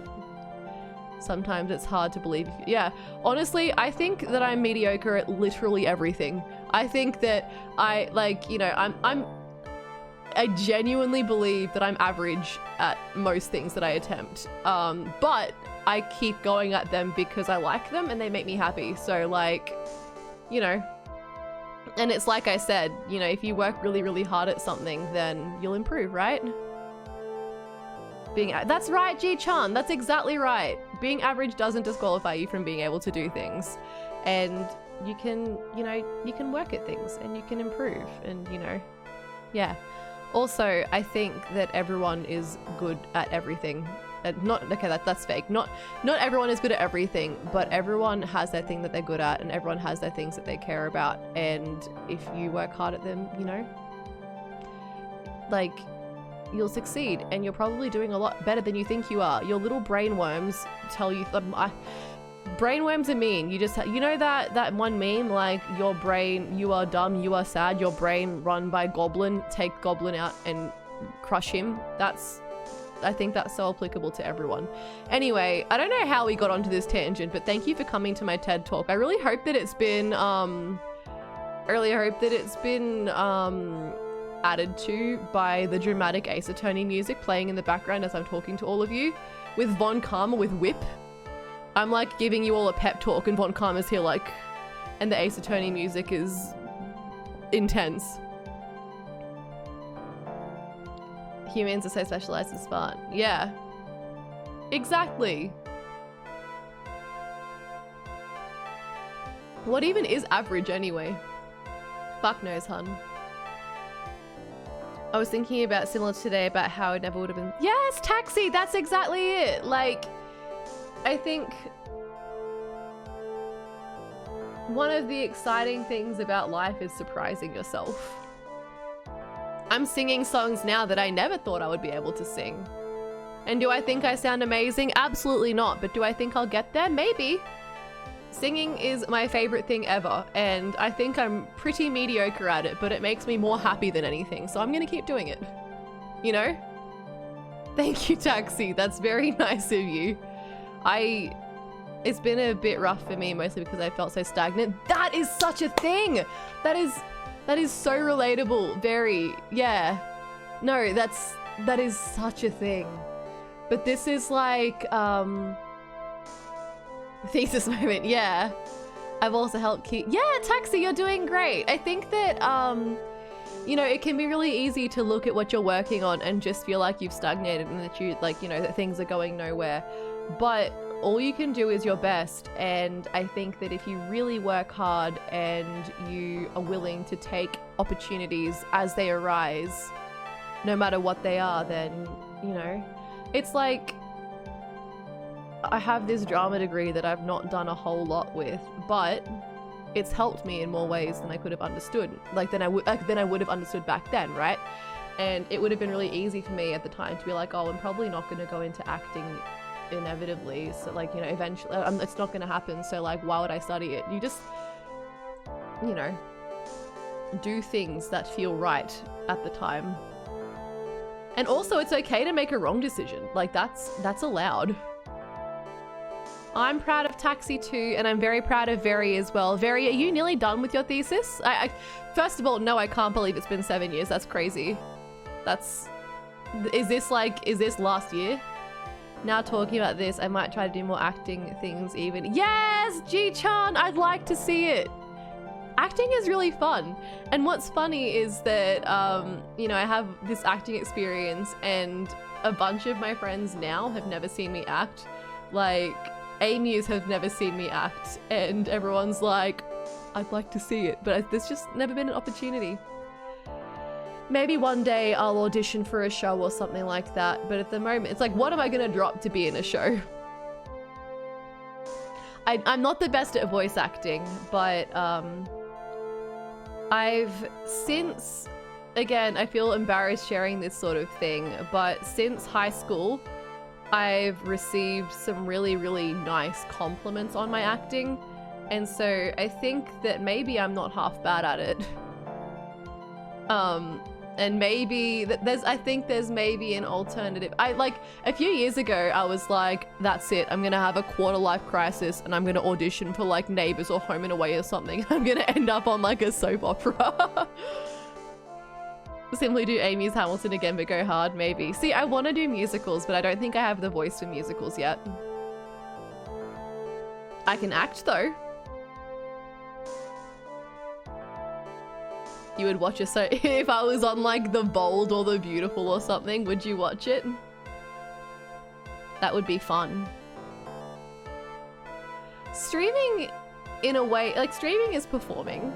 Like, depending on how you do it. Like, some VTubers have whole personalities that are not themselves. I stream pretty authentically as myself, but still it's performing, right? Like, it's not just playing a game. I know someone who did YouTube videos for a couple of years, and it's crazy how much their voice acting improved just doing that. Yeah, see? If you just stick at things. And I think another really important thing, so in order to improve, there's you have to be, first of all, for something like singing or acting, I think recording yourself and watching or listening back is so important for improvement. You also have to be in the right mindset, right? Like, if you have a really high opinion of yourself, and I love confidence. Confidence is fantastic. Like, I wish I had just an ounce of confidence, but if you have too high of an opinion of yourself, you'll see what you do and you'll be like, perfect, nailed it, and you won't improve. Whereas if you have the exact opposite of the spectrum and you go, I'm too embarrassed to watch my performance back, or I'm too I can't, like, it'll just be bad, I can't do it, then you also won't improve. It's so important to listen back or watch back and like hear and see what you've done and how you can improve. I posted a video and a TikTok about this the other day, but I was having like a really bad brain when it came to singing, and I was working on this thing with my singing teacher, and I've gotten into a habit of recording my singing lessons. And I was working on this song and my singing teacher was like, oh my God, how do you think that sounded? And I was like, fucking bad, actually. I think that was awful. And then I went home and listened to it and I was like, this actually sounds fine. And I'm being mean to myself. I tried doing voices once and I watched the video back and they all sounded the same. But see, that's the thing, Taxi, right? Like, even though you look back at it and it can be disheartening to think that you're not sounding as different as you might think you are, then, you know, you can listen to it back and be like, okay, that didn't sound how I want it to. I should try something different, you know? I actually had, you know, the story that I just told of going into my singing lesson and listening to something back. I actually had the opposite of that happen this week at my singing lesson. I've been working on a song that's pretty difficult. And there were parts of it where I was like, oh, I actually think that wasn't half bad. And I listened to it back and I was like, okay, I'm right. It's not half bad, but it certainly isn't where I want it to be. And I should, you know, like, you have to be, I think you have to kind of be willing to accept whatever you're watching or listening back to. Like, it could be really good and it could be average, and you have to just kind of be ready for that. Yeah, stamina to keep voices. Like, it's all about using I think, like, in some really weird ways, singing and things like voice acting are probably linked more closely than people would imagine, because it's all like, you know, you're using the same muscles, your voice is all working in the same way, and vocal fatigue is very real. And there are some voices that just naturally will fatigue your voice. Like the voice that I was doing yesterday, I can't remember exactly what it sounded like, but to make that voice for Mr. Hottie, it requires a whole bunch of tongue root tension, which really can tighten up the back of it's what it sounds like, does what it says on the tin, tongue root tension, the root of your tongue joining to your mouth, right? It causes a lot of tension there. Yeah. Call back to my brother. Yeah, exactly. Singing in voices is also fun. It's actually really funny when you listen to like the Love Live voice actors, the Love Live Seiyu, for example, singing in their because, like, for example, Uchi, who does the voice of Kotori, she is like, her singing voice as Kotori is really cooked, and then you hear her sing normally and it's like completely different, right?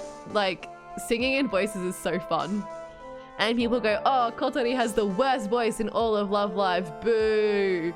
And then you listen to Uchi and you're like, oh, actually you sound really cute. You are simply voice acting. It's funny. Anyway, that's enough character song. Yeah, honestly, character songs in anime, boo. Boo as in I miss them. Anyway. I'm so sorry for derailing. I'm so sorry for derailing. Speaking of character songs, there's have you heard the One Piece opening that's sung by all the voice actors? I love it so much. Anyway, no, we're not, no more derailing. I feel every time I go off on a tangent like this and I get really personal, I get really embarrassed and shy, so sorry if I've been cringe. But the bottom line is that I love you all very much and I believe in you, and life is completely cooked. And it can be really easy to listen to your goblins and your brainworms, but just know that even if your brainworms and your goblins are being mean to you, I believe in you. So the next time you're sad, remember that I'm cheering for you and that I believe that you can do anything. And I mean that genuinely. I don't mean that as like, oh my god, like, follow your dreams, you can do, like, no, genuinely. I'm saying this shit because I mean it. I believe in you and you can do anything that you want to do. Except commit murder or arson. Don't do that. I don't stand for crime. Yeah, exactly, Taxi. Put the K8 goblin in your brain to beat up your goblin and it will fix everything. Anyway, thanks for coming to my TED Talk. Sorry, Nova. Sorry, no arson. No arson allowed on this Margarita Wednesday. Forbidden. It's hard to do positive to— Okay, G-chan. If that helps, I would like it. Maho! You're gonna make, like, legitimately, you're gonna make me cry. I'm so proud of you. You can. I'm so— It's embarrassing. You're actually making me cry. Oh, no, I'm so— You can, Maho, and I'm really proud of you. Stop, you guys!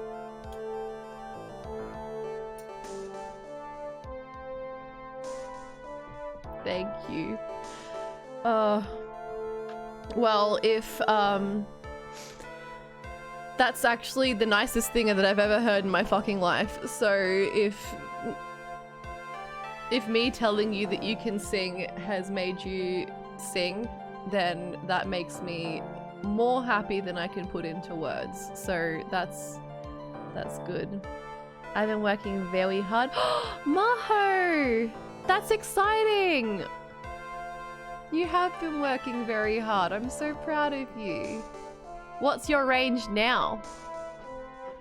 Oh, okay, I guess we're not done with TED Talks now because Jake has just brought me my dinner. Jake, do you want to come have a TED Talk? Okay. Jake is not interested in TED Talks.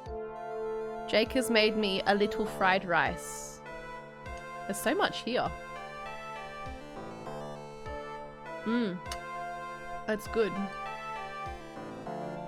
Yeah, you're right, Taxi. Thanks, Jake!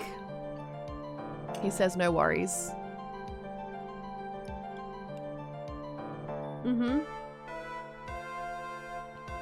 It's therapy for me too. We are all having therapy on this fine evening.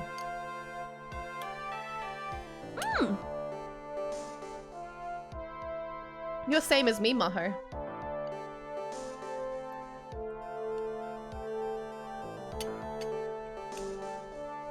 Although, I don't like to classify my range. I don't like to put myself in a box. Yes, exactly. See? Your voice is like, your voice is a muscle, right? So the more you work at it, you can extend your range higher. It's harder to extend your range lower, but if you keep working at it and you keep using those muscles, you can... What do you mean? What's the proof?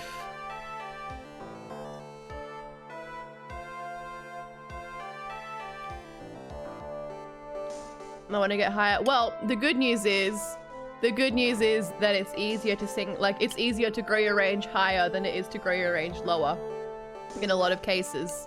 So, not that I'm not saying, oh, that'll be easy, you've got this. It's hard work still, but very achievable, Maho. I believe in you. Hi, Vito. How's it going? Very, that's so exciting. Yeah, Maho and Taxi told me they hate this game. Although for the past like half hour or so, we've not been playing the game and I've been giving everyone a TED Talk.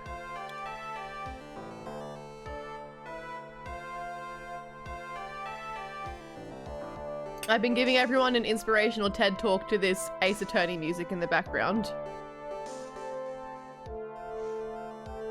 I don't believe that Edgeworth is dead. I don't believe it.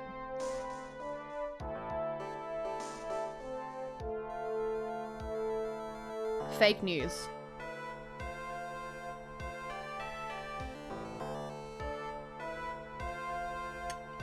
I simply pretend I do not see it.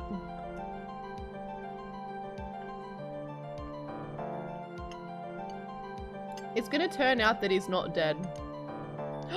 Vito! Okay, now you've crossed a line. You take that back.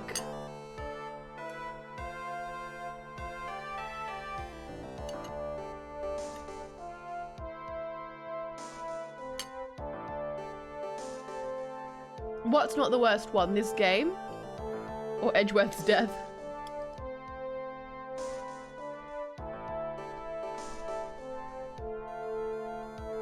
second game. I like it.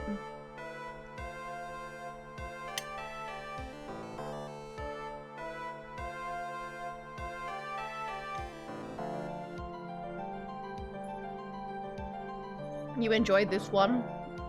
Well, we are 2 trials in. How many trials are in this one?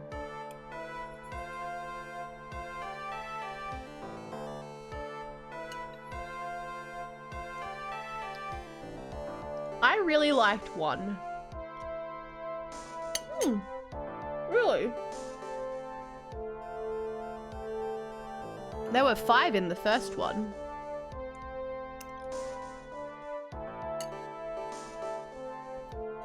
Do the trials go for longer? I feel like I'm probably not even halfway through this trial.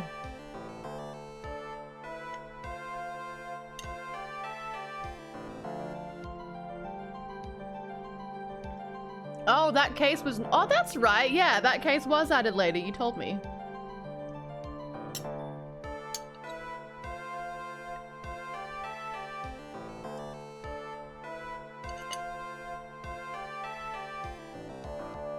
Which means our girlfriend, Angel Star, was not originally there.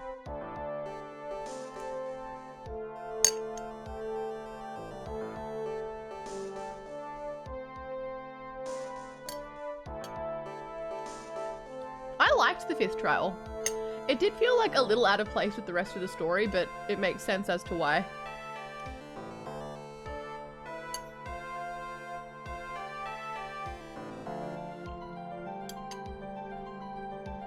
Oh no, taxi!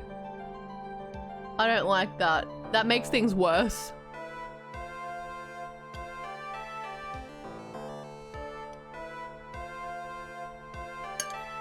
That makes things way worse.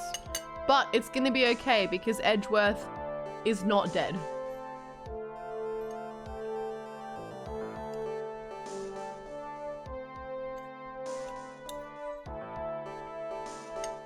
He's not.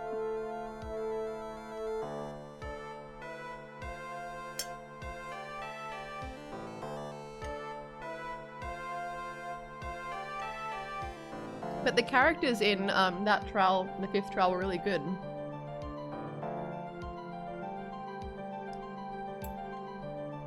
He's not dead, he's just riding Mickey's dick smasher. Alright. Let's get back to it now. Although I do need to pee. Here's Aunt Morgan. I don't trust her. Witness, name and occupation. My name is Morgan Fay and I'm a spirit medium in a manner of speaking. Sorry, but what do you mean in manner of speaking? I'm only on the branch family. Oh, my life is so hard. Now then, after the murder took place, you kept watch over the defendant, correct? Yes, that is correct. Yeah, no, definitely taxi. Definitely. I feel like if Rise from the Ashes was before, I don't know. It wouldn't have made sense plot-wise, but yeah.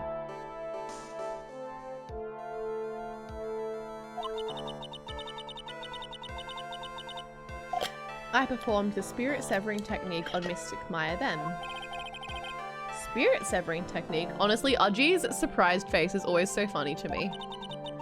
A technique to remove a spirit from a body and send it back to the other world. It is a long case. Yes, that is. You, be quiet. Now, witness. Something happened while you were performing this technique, correct? Yes, that is correct. What in the world could have... Mystic Maya, she escaped from the room.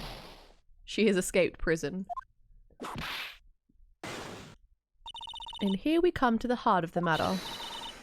Maya Fey, while in a possessed state, managed to escape from the channeling chamber. Look at her head. Order, order! Neo, what are you doing? Neo is somewhere scratching up the floor. It's fine, don't worry about it. Thanks, Neo. Love your work, bestie. Your Honor, I will try my best. I think someone just upped the ante on this trial. Dun, dun. I liked the game 1 testimony music better. After we heard the gunshots, those two broke the door open and entered the chamber. I requested that Mr. Wright and the other lady please contact the police. A pistol was hanging from Mystic Maya's hand and she was in a daze. Then quite suddenly she thrusted me away from herself and escaped the room. With great strength she hit the base of my neck and I fainted for a short while. I don't believe you. I'm afraid I have no knowledge of where she went after that.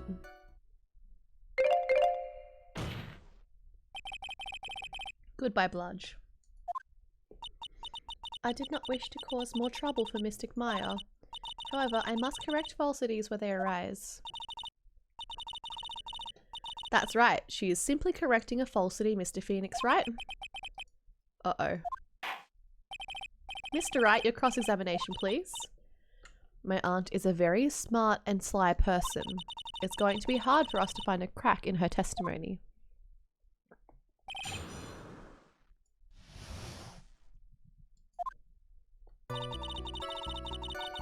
Hold it! Just now you said those two. Who are the two people you're referring to? I was referring to that foreign lady and yourself, good sir. Foreign lady? Where's she from? Oh, Lotta. Lotta's not a foreigner despite how she talks. What was Lotta doing there? I forget. Oh, is that so? I'm sorry, I simply could not understand her atrocious English, not to mention... Okay, Morgan. I can already see people in the Heartland gearing up for a riot. In any case, I've already sent the repair bill to your office, Mr. Wright. Oh, thanks. What did you do after that, Miss Faye? I requested that Mr. Wright and the other lady please contact the police.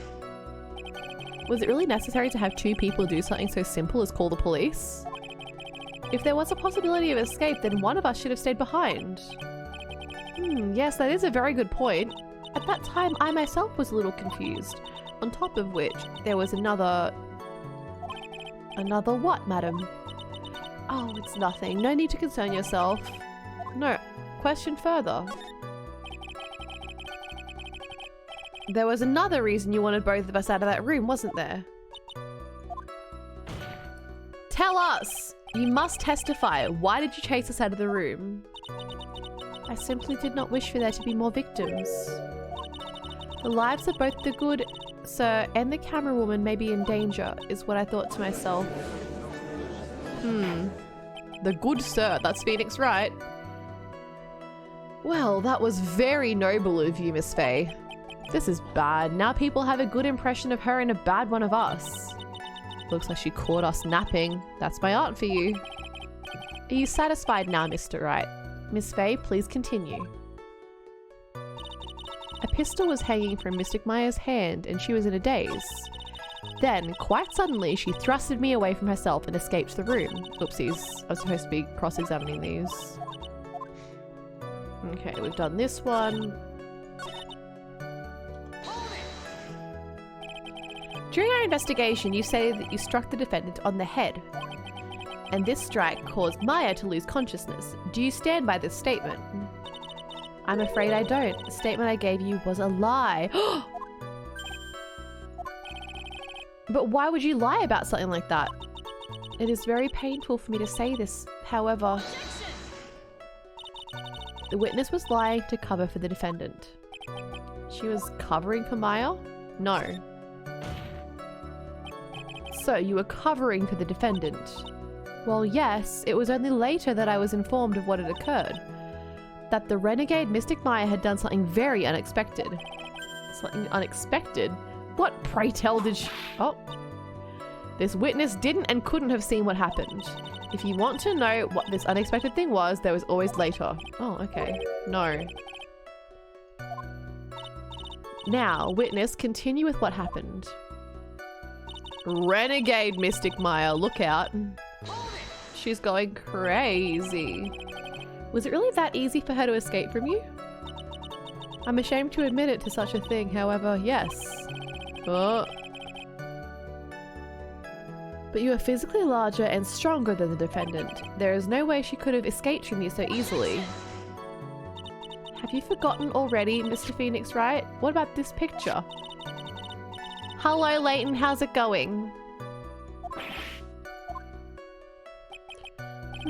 Growing old is such a mysterious thing. Trust me, I know firsthand. Basically, Mystic Maya's body was still out of the nurse she had called. But if she had run away, wouldn't you have given chase right away? Well, yes, I would have. However, with great strength, she hit me. You fainted. I became dizzy and then collapsed onto the floor. How long were you unconscious? I'm not sure. About 10 minutes, perhaps? And the defendant almost certainly went somewhere in that time.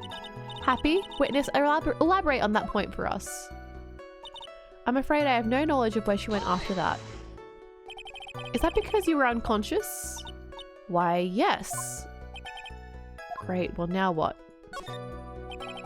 So while you were unconscious, you have absolutely no idea where the defendant went. I would think that's obvious, good sir. If that's true, then how can you know for sure the defendant left the channeling chamber at all? Now that you mention it, I have to wonder myself. Good point. It's true that this witness is not able to confirm this, but the key word here is this witness. What do you mean by that? It means she has another witness up her sleeve, that's what. It looks like Ms. Von Karma is ready to move on to her next witness. No! From what I can tell, there is nothing wrong with this witness's testimony. And from what she has said, we can establish that Maya Fey did leave the chamber. We don't know that for sure.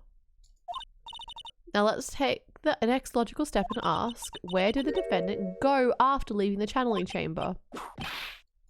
Be quiet, you. Now then, what the escapee had done was she had gone to speak with a certain person. She went to speak with someone? Probably this one, Nova, when we find out that Edgeworth isn't dead and we reunite with him and then everything is fine and then they kiss. The prosecution calls Miss Eenie Miney, who was sleeping in the side room at the time. Eenie Miney? I think you can see where this is headed. There she is. Alright, I'm gonna have a very, very quick break. Everybody go and have a big sip of water and have a big stretch and we will question Eenie Miney. Yes, what's up, Vito? What do you gotta ask? What's going on?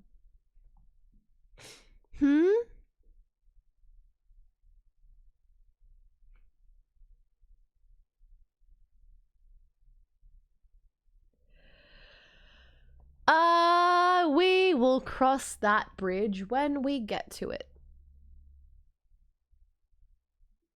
We'll see what happens. I do not think this man is dead. Fake news. Don't worry about it. It'll be fine. All right. I'll be back very soon. And then maybe we'll find out that Edgeworth is actually alive and that everything is okay. It'll all be fine. Don't worry about it. I don't know. Because it feels like the whole camera is slightly. I hope this isn't too overwhelming of a commitment for you. Making you have her first into literature when you're not accustomed to it. It's okay. It's okay.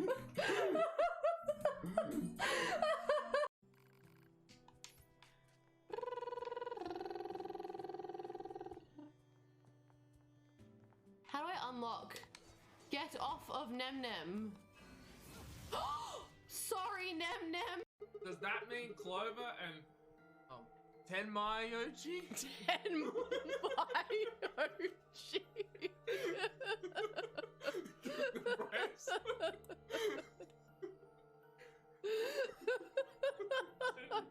Tenyoshi took the bracelet. Tenmayoji. That's like when white people go, oh, can I have some karagi? Some courage?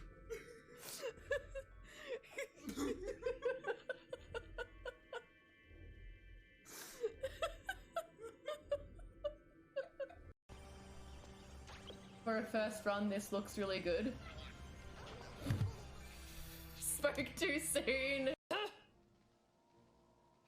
Or don't take my apple, fine.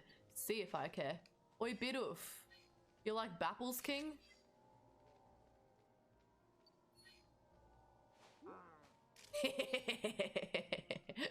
That was really mean. I'm sorry. Yeah! Sorry.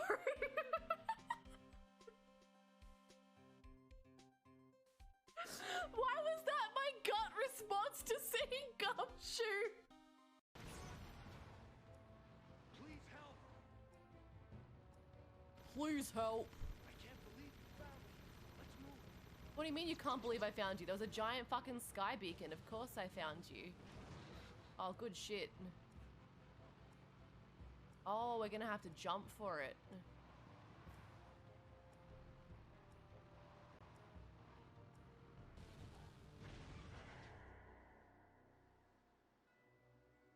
That's not what I wanted to do. This kind of tricky though. Oh! That scared the shit out of me. Ooh, me scared. Yay! We're still gonna cook him though. Ha ha ha ha. Enjoy it for now, Skimmer. I said you could keep the vehicle for as long as you live. Well, we'll see how long that is, mates.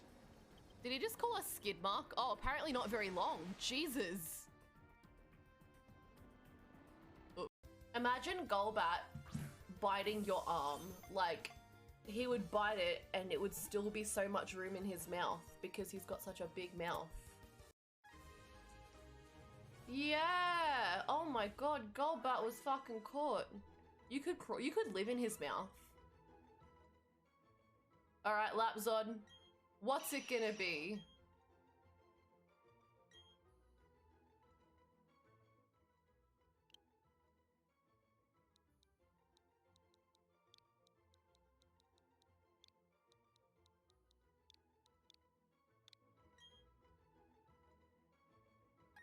I did.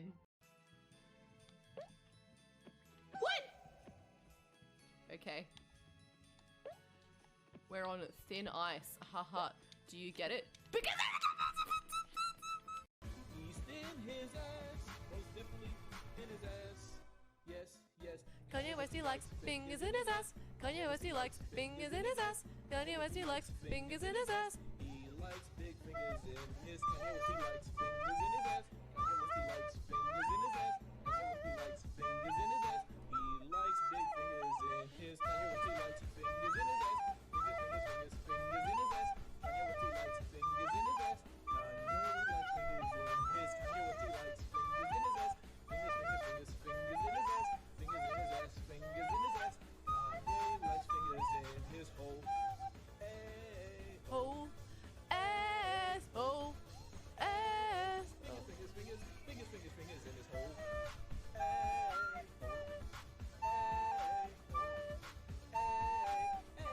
hey, baby, I'm going on an aeroplane, and I got that stuff in my cracky game.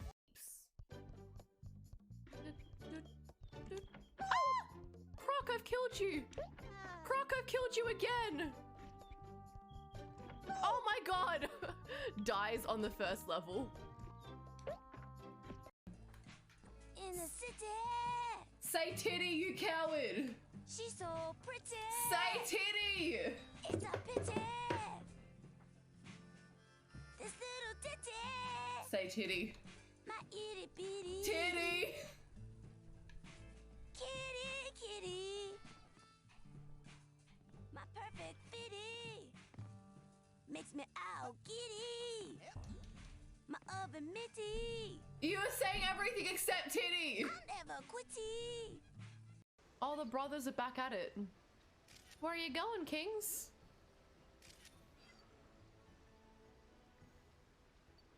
Oh god, it's fucking... I killed it! I fucking killed it! It's... Hello?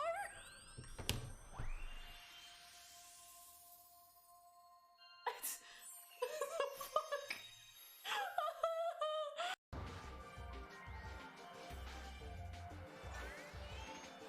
Speed run. Let's go. Oh no! Fuck! You are nasty. Disgusting. I don't like you. You deserve that. Oh god, he's coming for me. Nasty little man.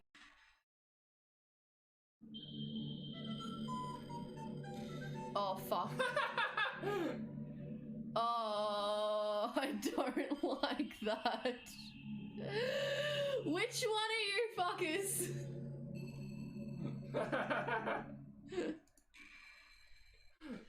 The two of us happily together. There's no reason to ask for any more than that. All right, Monica, what's your address then so I can send your checky? I missed that last time. I'd like to be under the sea in an octopus's bumhole in a cave. Ready? Somebody. Oh, that was nowhere near as dramatic as I wanted it to be. Okay, hang on. We'll try again. We'll go. Somebody once told me the world was gonna roll me. Okay, I'm done with my bullshit. Oh, sparkly thingies. We need that. It's one of those fucking rocks with arms. You fucking good, King? I'm gonna knock it off.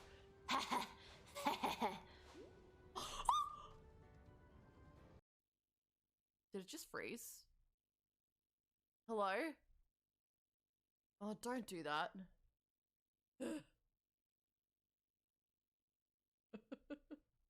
Yep. I did tell him to shut up. Unshut up. Keep talking. Say the words. The KG have a new leader. We're trying to find What the fuck? I'm afraid I've got more bad news. A large group of surviving metalheads have concentrated in another section What the of the city. fuck? But we destroyed Core. It appears the strongest metalheads have survived. The battle for the city. I don't need wisdom.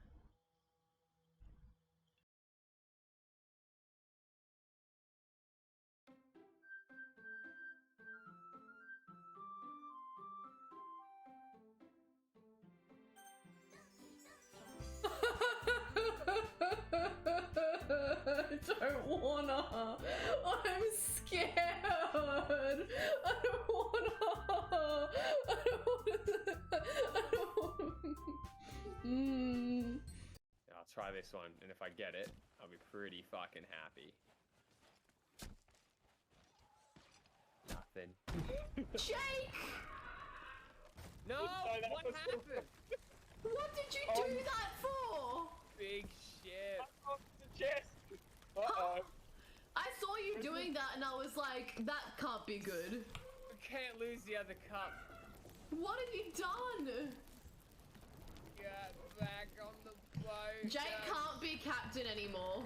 Jake, you're not captain anymore. Yeah, no, you have been fired. You're down to, wait, how do I put this shit out? Testing you. Oh. No. Oh, wow.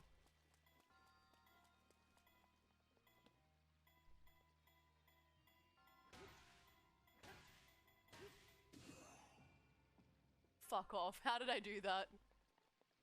Except for a couple of things. Are you ready? Oh, this is gonna be scary. I don't want to look.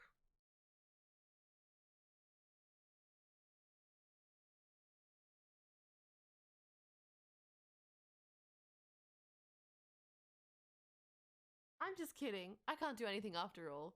You gave me some...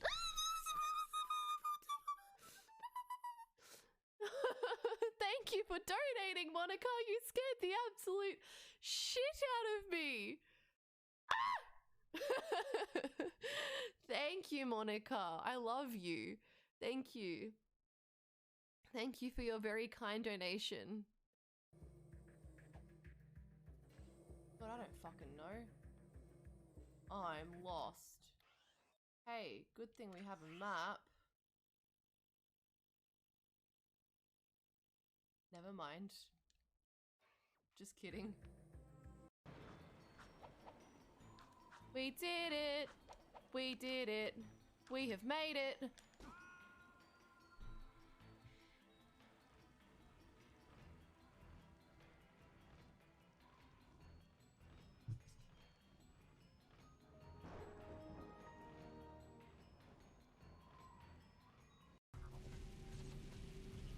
I'm a great driver of the fucking Jack and Daxter boats. Thank you very much.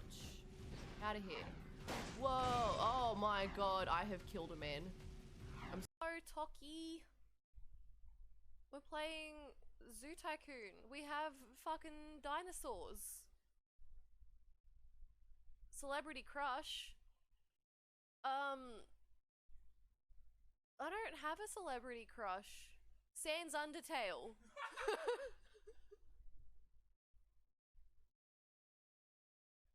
I hate that I just said that. Anger out on you, which is why I promise up front not to murder you. No, I'll just beat you within an inch.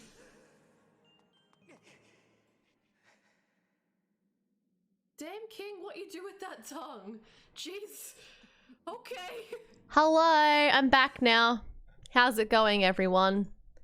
Did you all have a good break? Did you have some water and stretch, mayhaps? I've got water out of my really cute bottle again. This is my new emotional support drink bottle. It's from the Starbucks Sakura collection. And I dropped it, I don't know if you can see, but I dropped it and gave a big dent in it the day after I bought it.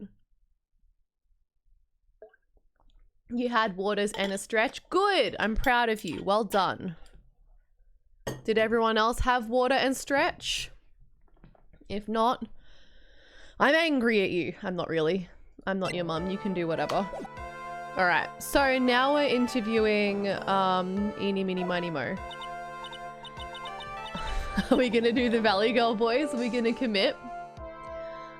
Okay, so my name is like Eeny Miny. I'm like researching like parapsychology stuff at the university. The university. There is one university and she studies there. What is this parapsychology? Yeah, I thought she was an Ormphy. What's the deal with that?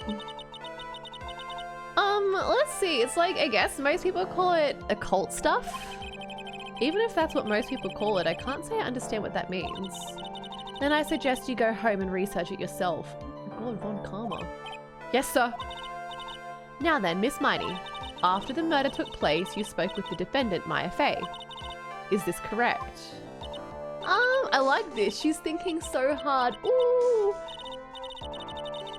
If that's the case, then let's hear your testimony. That is all right, isn't it, Your Honor? Yes, sir. For the love of all things good, Your Honor, have some spine for my sake.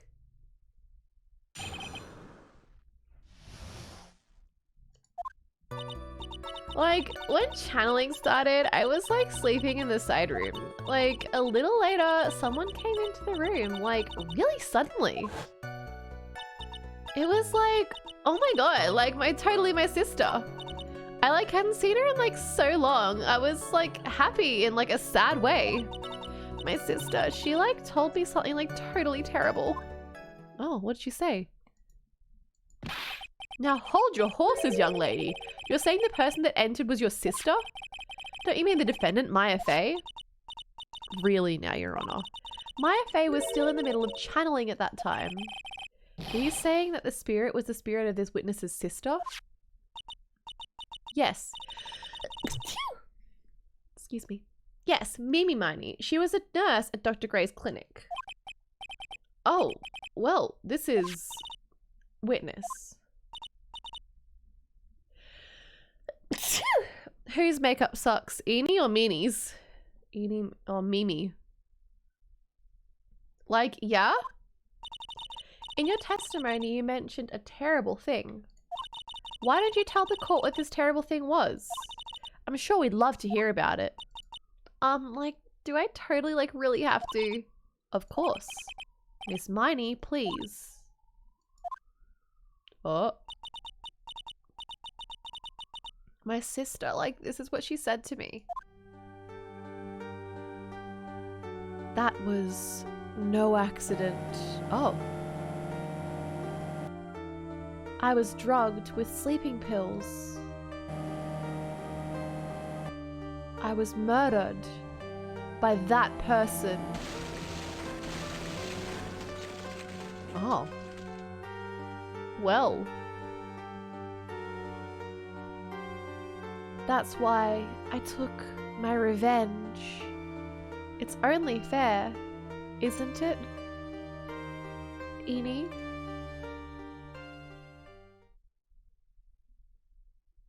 So true, bestie.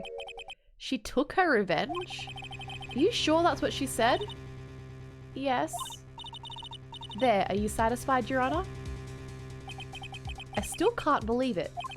I can't believe that a spirit would go as so far as to use a medium to get revenge. It is a bit hard to swallow. However, all the evidence and testimonies point to this as the truth. We stand bimbos who take revenge. So doesn't that mean that Maya's off the hook if it wasn't her? It was a ghost? Can you arrest the ghost? Lock the ghost in the slammer? What do you think, Mr. Wright? It certainly seems like all the loose ends are accounted for. This testimony just now, was it all made up? Just one huge lie? Of course it was, Phoenix. Mia, what do you mean? It's well constructed, but that's all it is. But even the most well-spun lies can be undone. We can do it, Phoenix. Let's find the one loose thread and unwind this tapestry of lies. Well, there's no way that she could have run there because she would have come across Pearl, who was fixing the ball. Fixing the vase after the ball smacked into it. We believe that our cross-examination will reveal the real truth behind this murder. Yet again, the foolish fool spouts out more foolishly foolish drabble. I wonder if you'll make this one more entertaining than the last. Yeah, arrest the ghost. That's what I'm saying. Like, when the channeling started, I was like sleeping in the side room. Hold it. Was that because of your, sesame allergy, was it? Like, that's right. I, like, think there were sesame seeds, like, in the lunch they served that day. I had this, like, premonition that it was gonna be totally a seedy day. Yes, indeed. I see. Am I the only one who missed the boat here? Anyway, so you were taking a nap. Did something happen while you were sleeping? Like, a little later, someone came into the room, like, really suddenly. Do you know the time? Like, maybe a little before 11 a.m.? Something like that, I think. 11 a.m. Yeah, like, my stomach is totally ready for, like, food. Oh no, I think you misunderstood me. I'm not asking what time it is now. I meant what- fuck. I meant what time it was when someone came into your room. Oh, so like, that's what you meant. Like, you should have been more clear about it. Sorry, my bad. No, it's okay. Like, it's really... That's it? Why'd you stop mid-sentence? Did I? So, like... What was I talking about again? Oh my god, she's just like me when I'm streaming and I lose my train of thought. Never mind. Witness, about this person who entered the side room. It was like, oh my god, totally my sister. Are you absolutely sure? I guess? You guess. Was it or was it not your sister who entered? Like, I don't know. I mean, like, I totally don't know your sister at all, Mr. Smith. What? First off, my name is not Mr. Smith. Second, I'm an only child. Oh, fuck him up, Phoenix. But more than that, she's managed to mess up the question with her answer. I'm not that dumb. Oh, no. The defense rests. Well, that was a colossal waste of our time. Now then, witness, how did you feel when you saw Miss Mimi Miney? He does seem like a siblingless man. Sometimes you can just tell when people don't have siblings.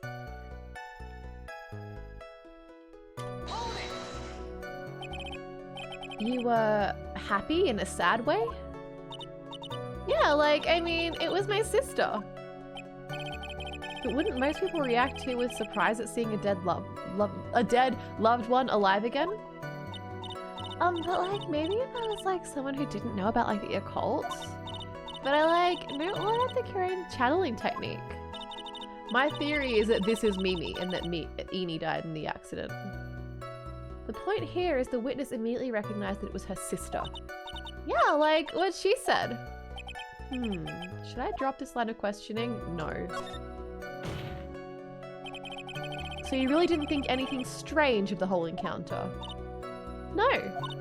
Like, there wasn't any reason for me to, like, think anything was strange. But don't keep badgering her. You know the phrase objection? Could you try using that once in a while? Mr. Wright. This question of what the witness felt when she saw her sister, is it really that important? It's very important. It is very important, although I haven't quite figured out what it is yet. But I've got to bluff for now and make it seem like I know what I'm talking about. Alright, Mr. Wright? Miss Miney, please amend your testimony. Like, okay, I'm like totally cool with that. I wasn't like scared at all, and her costume looked totally like normal. So there was nothing odd about your sister's appearance. Ah. Like, yeah, nothing was like weird. Well, there you go. She should have been wearing something covered in blood. Mia's talking to herself like she's found something wrong. That's impossible. Like, is everything okay? Can I, like, go on? My sister, she, like, told me something totally terrible. Too silly. Huh? Like, didn't I just tell you about it? Did you, like, forget already? A foolish fool with a foolish sieve for a brain only speaks foolishly with foolish words. Well, excuse me, princess.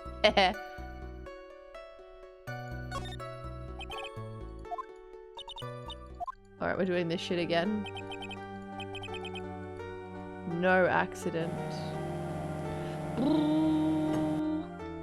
I was drugged with sleeping pills.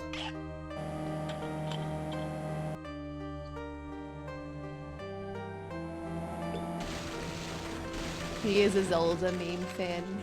You heard it here first, kids. That's why I took my revenge. It's only fair, isn't it?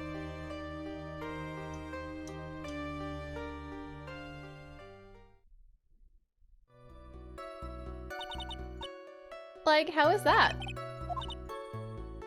Okay, there we go. No, I know what to do. Do I know about Steven in Pokemon? No. Please tell me about Steven in Pokemon.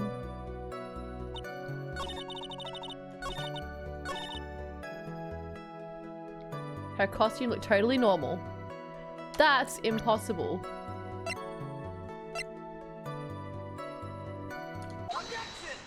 Yay. That was a very well spun lie, Miss Eni. But if I knew about it, ah, sorry. My first gen was Gen 4. What are you babbling about this time, Mr. Phoenix Wright? It's well constructed, but that's all it is. Stealing my lines now, are we, Phoenix? Yes. Miss Miney, may I remind you of what you said?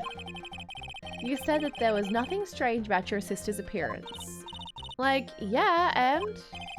But I don't think that's what you were thinking at all. Take a look at this picture. This is a picture of the sister you met. I would think that even you would be surprised if someone appeared before you like this. The blood spray.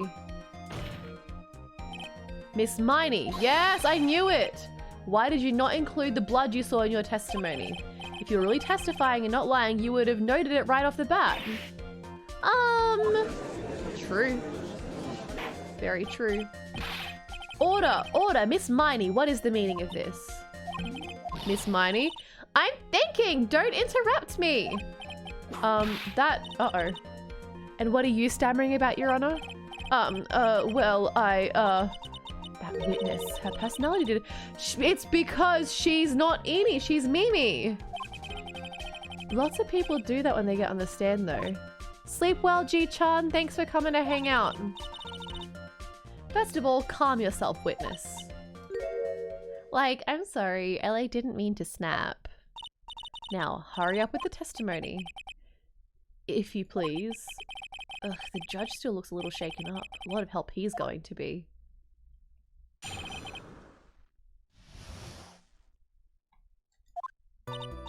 Like, the side room is like kind of dark, you know? It's like the costume is like purple, right? The blood totally blended in.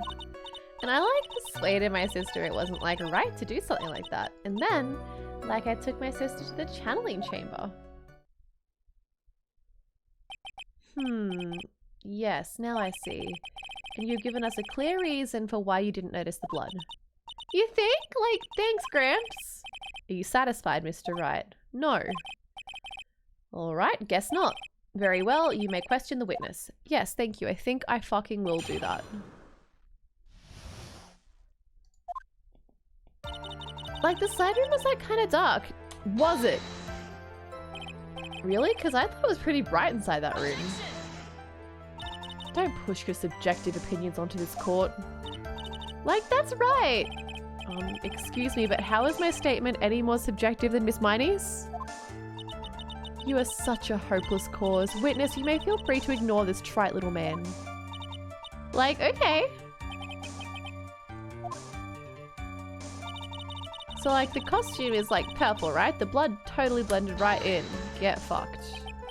You didn't see the blood? Like, yeah. But she must have had the gun with her at that time as well. She put the gun in her sleeve. Are you going to tell me that you didn't notice the gun either? I, like, totally didn't. All I was looking at was, like, her face. Continue. No, I persuaded my sister it wasn't, like, right to do something like that. And what was your sister, Miss Mimi Miney, like at the time?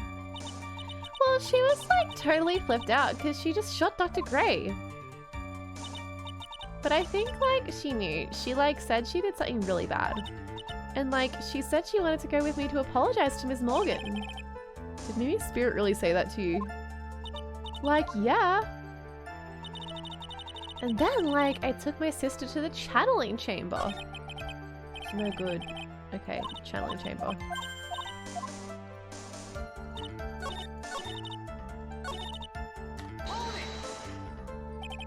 Was your sister calm by that time?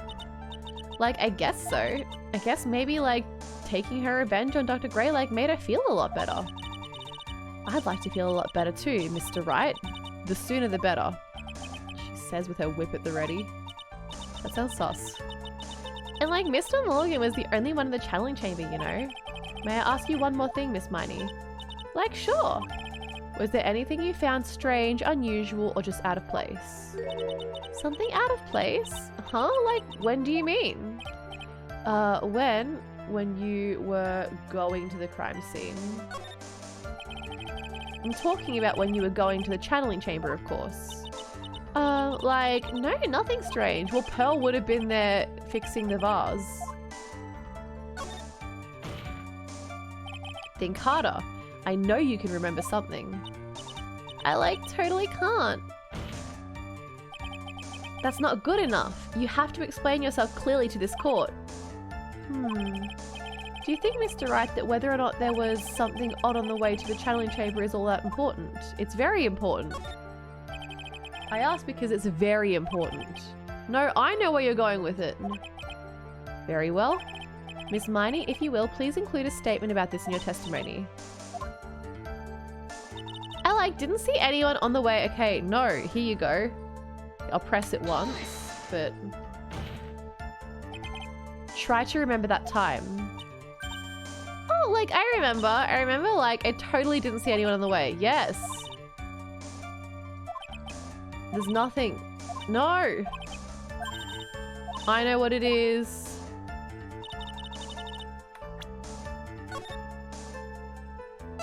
Do, do, do.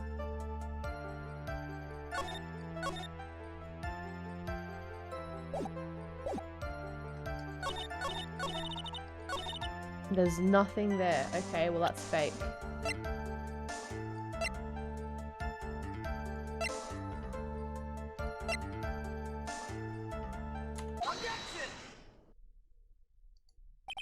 I finally found the fault, or I guess in your case, the crack in your Oh, you get it because the vase cracked? Haha, he's a comedian, he is. Take a look at this urn. Like, urn? There are cracks, do you see them? So, like, what does that prove? Who cares about some worn out old urn? Like, yeah, I already, like, said I didn't see, like, anyone on the way to the channeling chamber. I didn't, like, totally say anything about, like, an urn, did I? No, but listen here, Sweaty. It looks like you still don't understand. I proposed that if you had really been walking along the winding way at that time, there was no way you could not have seen this person. I'd like to introduce someone to you. This is Miss Morgan Fay's daughter, Pearl Fay. Yes, and how is this child relevant? It just so happens that at the time of the murder, Pearl was playing in the center garden. And she just happened to break this urn. Oh no, he's calling her out. Wait, she broke the urn? Yep, she accidentally knocked it over with her ball. No! She's Australian. No! And Pearl was the one who put it back together. While sitting right in the middle of the winding way. No, Phoenix! Oh, that's terrifying, actually. I didn't like that sprite at all. Miss Miney. Pearl was there in the winding way at the time. She was hard at work putting together the piece of the urn. What did you do? You're lying. If you couldn't see that while you were walking, I'd have to declare you legally blind. Grr. I think I have sufficiently proven one thing, Miss Miney. You are a masterful liar. I hate that. Mr. Wright, you need to watch what you say. The one who needs to watch what she's saying is the witness. So, Miss Miney, tell us the truth. About what? About what? Well, about where you really were at the time of the murder, of course. The witness just testified about that. That's right. I was like sleeping in the side room. Can I really believe her? Was she really sleeping in the side room? There's no way. Your lies end here. The witness says that during the actual murder, she was asleep in the side room. And I say that's not possible because there is clearly a contradiction here. Help me, Meal. Don't worry. You're on the right path, Phoenix. It might be a little hard for you to see the contradiction, but it's there. So just this once, do you want me to help you out? Yes. Hold on. First, calm down, Phoenix. That girl, she slipped up with her words. Her words. If she really was in the side room the entire time, then she testified about something she shouldn't have had knowledge of. Oh. Okay. The witness says that during the actual murder, she was asleep in the side room, and I say that's not possible. How does she know there was a murder? Early in your testimony, Miss Miney, you made the following statement. And like, Miss Morgan was the only one in the channeling. Yeah, how does she know that? It's true that at the time, both myself and Mr. Hart were not there. Miss Hart were not there. We had gone to call the police. So, like, what does that have to do with anything? It's very simple. Miss Miney, how did you know that fact? Got her. I concede that Miss Fay was the only person in the channeling chamber. However, Someone who was asleep in the side room could not have known that. Well, she might have been told about it. Which means, Miss Miney, you did in fact go to the channeling chamber. But you didn't go there by way of the winding way. There might be like a secret way in there. But look at the manor guide map. If one were to go between the side room and the channeling chamber, one would have to use the winding way. I reckon there's like a secret passage. Yes, that's right, Your Honor. Which is why I asked this very important question. Where was the witness at the time of the murder? Miss Miney, please answer the question. Don't ask a question off a baseless assumption, if you please. Well, I suppose since you put it out on the table, Mr. Phoenix, right? You might as well answer the question for us. Where was the witness at the time of the murder? Alright, let's go. The only person who could have killed Dr. Gray was Eenie Miney. So now this is the time to prove it. Now then, Mr. Wright, let's hear your answer. She was in here. Whee! Miss Miney was here, of course. What? But that's the channeling chamber. Isn't that the crime scene? That's right. Miss Miney was at the scene of the crime.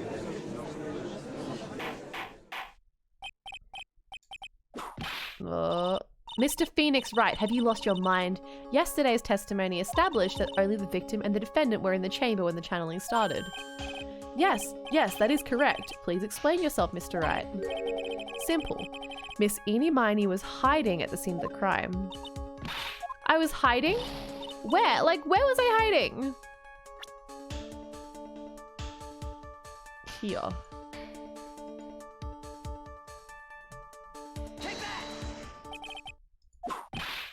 No.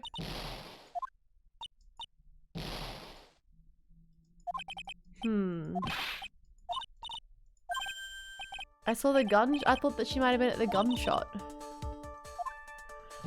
Oh god. Where was she hiding? I haven't saved the game. I'm gonna die.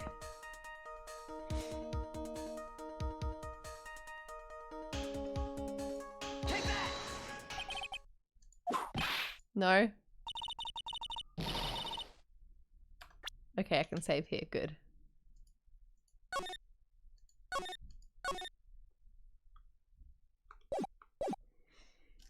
There was a bullet hole in the screen.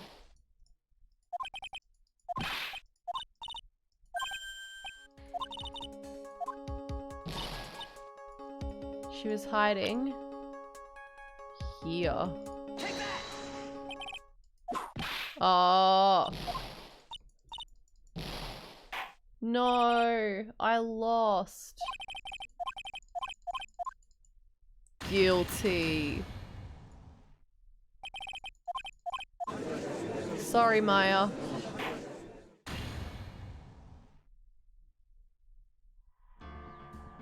Do, do, do, do. All right. Oh god. Now I have no psychic damage left. Or my psychic damage meter is empty.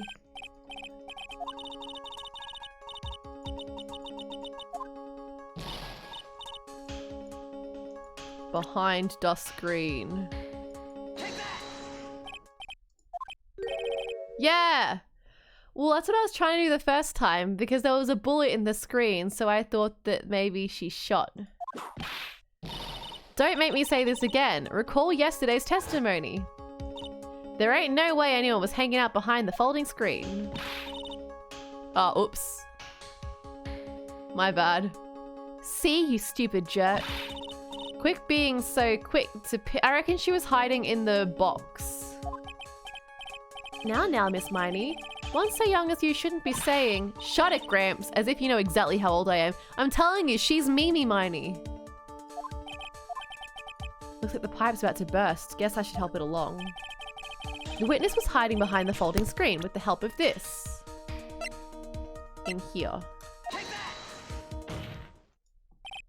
Miss Miney, how you were able to hide yourself at the scene of the crime is very simple. You are hiding inside this box.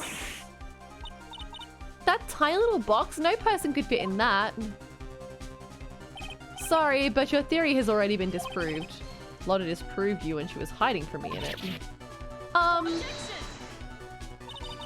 That clothing box was in the side room, right? Which means it has nothing to do with the murder at all. That's right, I was sleeping there, so I should know. That clothing box was there in the side room the whole time. Mr. Wright, do you think you can prove where the clothing box was? Yes I can, because there's a bullet hole in it.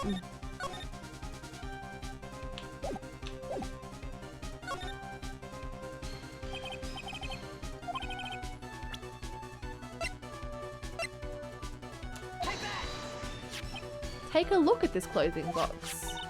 You're so stupid, as if there's any sort of evidence in that old thing. What on earth? I don't have time for you to sit there surprised. Hurry up and say it already. There's a hole about 8 inches off the ground. A hole about 8 inches off the ground. Where have we heard that before? The folding screen. It had a hole at the same height. That's right. I hope this has opened your eyes to what happened. At the time of the shooting, the clothing box was sitting behind the folding screen, which is why the bullet from the pistol hit both the box and the folding screen. It went through the screen and then into the box. Miss Miney, you are hiding beneath the folding screen, waiting for your chance. Yes, for your chance to kill Dr. Gray.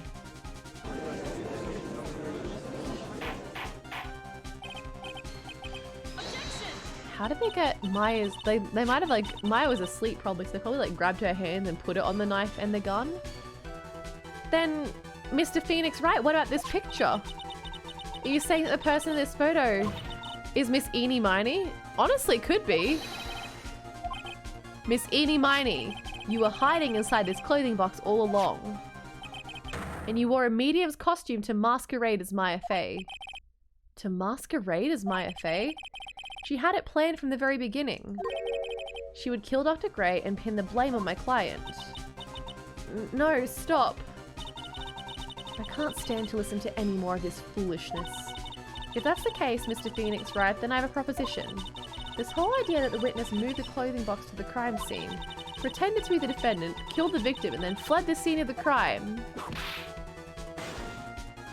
It's not possible for one person to do that all by herself. Correct, it's not possible. She had help. It really is impossible. For one person to do all the preparations, that is. Need I remind you, the foolish receive no mercy. It is a cool ending to the case. Von Karma, you said it was not possible for one person, correct? Yeah, no hottie! We've done it! Although we might still have a fair bit of the case to go. You had an accomplice.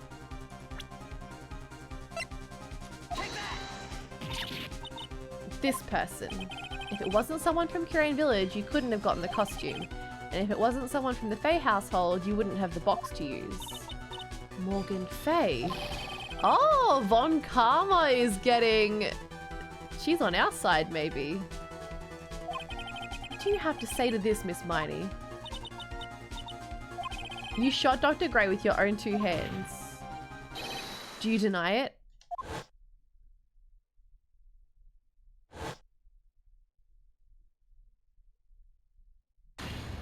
Well, where was Maya? Oh, shit. She's cracking. I think this is what really happened. The murderer had planted herself at the scene of the crime long beforehand. Dressed in a medium's costume and wearing a wig, she pretended to be the defendant. And then the channeling started. The murderer crept silently towards the two, both of whom had their eyes closed. First, she drugged Maya Fey with a strong sleeping agent. Then, she stabbed Dr. Gray with the knife. There she is. Next, she hid my client inside the clothing box. She did that so she could take Maya's place and frame her for the crime. But that's when something unexpected happened. Yes. Oh. Dr. Gray was actually not yet dead. With the last of his strength, he fired a shot at his attacker. And that's why... Yeah, there she is crouching by the screen. And that's why the hole in the folding screen was so low to the ground. The murderer then took the gun from Dr. Gray and... After that, you and the other lady thought to break into the room? Yes, a gunshot is certainly something you wouldn't expect to hear, which is why upon hearing the shots we forced our way into the channeling chamber. Miss Miney, she immediately covered her own costume with blood. And pretended to be Maya Fey. But that sort of deception would have been easy to see through. Which is precisely why Morgan Fay chased us out.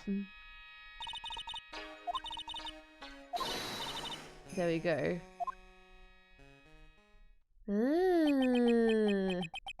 What is one supposed to say? This is the real truth behind this murder.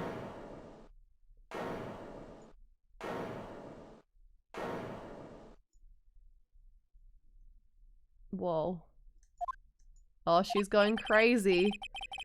Who is that laughing at a time like this? Oh, you simple-minded fools. I'm sorry, are you still by chance evolving? What is it this time? Miss Von Karma, surely. Of course it was me. Do you really think someone with Von Karma blood would lose due to something so this petty? Uh-oh. Mr. Phoenix Wright, your argument is flawed in one very crucial area. And that is, oh, considering that the last trial before this was Edgeworth's one, and Phoenix thinks Edgeworth is dead, this is probably really hard for him facing Von Karma's daughter.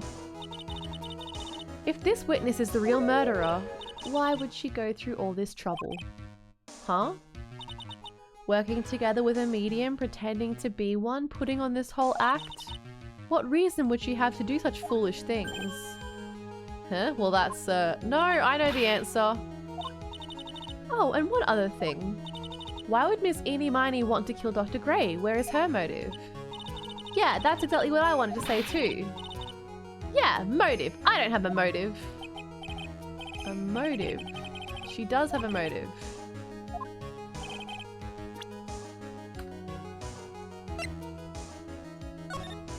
Yep, this.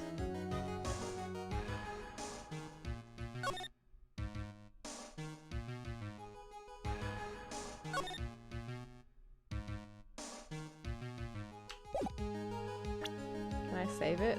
I don't think I can save it. Nope, just kidding. Or maybe it is right. Okay, no, that was right, lol, oops. Because of that, through that accident, you suffered a lot of hurt and pain yourself. Don't be stupid. No one has proof that Dr. Gray has drugged my sister, right? And you want to say I wanted to take revenge based on nothing? Senile, stupid Gramps. I'm like going to explain. It's been over half a year since I was discharged from the hospital. If I like wanted revenge, then like I wouldn't have waited this long. And sides, like the guy that thought of the spirit thing was like Dr. Gray. It was like a total coincidence he asked me about it, you know? However, you see... Oh. Pathetic, Mr. Phoenix Wright. You failed to support your own theory. The end. I think we have our answer, Mr. Phoenix Wright. What Miss Miney has stated is very true. The revenge plan is overly complicated and she has no motive in the first place. Furthermore, there is no reason for Miss Morgan Fay to cooperate with this plan. You don't even have any truly decisive pieces of evidence to demonstrate your point. Tisk tisk, so many faults, Mr. Phoenix Wright. You should really learn your place. No! Hee see? Like, it's just like as I said, yeah. No, she is her sister. I hope you liked your slice of humble pie. Very well, I now conclude the cross-examination of Miss Eenie Miney. Oh. Edgeworth. Your Honor, please allow the defense 1 more minute. Okay, it's not Edgeworth, it's her. You can't lose here. Have faith in yourself, Phoenix. I thought maybe it was Edgeworth kicking down the door. Yes, it does sound like a ridiculously messed up plan for a murder. But you know, regardless, that girl trained for this crime. Really? Womp womp. Listen, Phoenix. Everything happens for a reason. There is a reason for why she had to kill Dr. Gray, and there's also a reason she had no choice but to kill him in this fashion. Was Morgan maybe blackmailing her or something? If you want to say that you can prove Miss Miney had a motive, then... what the fuck could it be? Why did you kill the victim this way? Yes, I can. That's right, Phoenix. Only you can do this now. I will show and substantiate the fact that Miss Miney had a motive. My cross-examination has already ended after all. Interesting. I'll let you have your chance, Mr. Phoenix, right? Heh. A long karma only cares about the perfect win. As long as you have the will to fight, I will knock you down, Mr. Phoenix, right?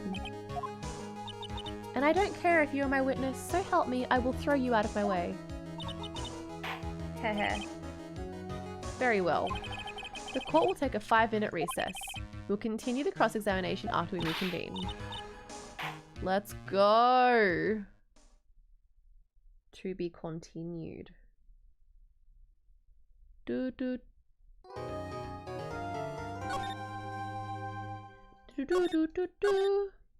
Big stuff. Is it really true about my aunt? I'm afraid so, Maya. There's no way Eni could have killed Dr. Gray by herself. And under the circumstances, there's no one else other than your Aunt Morgan.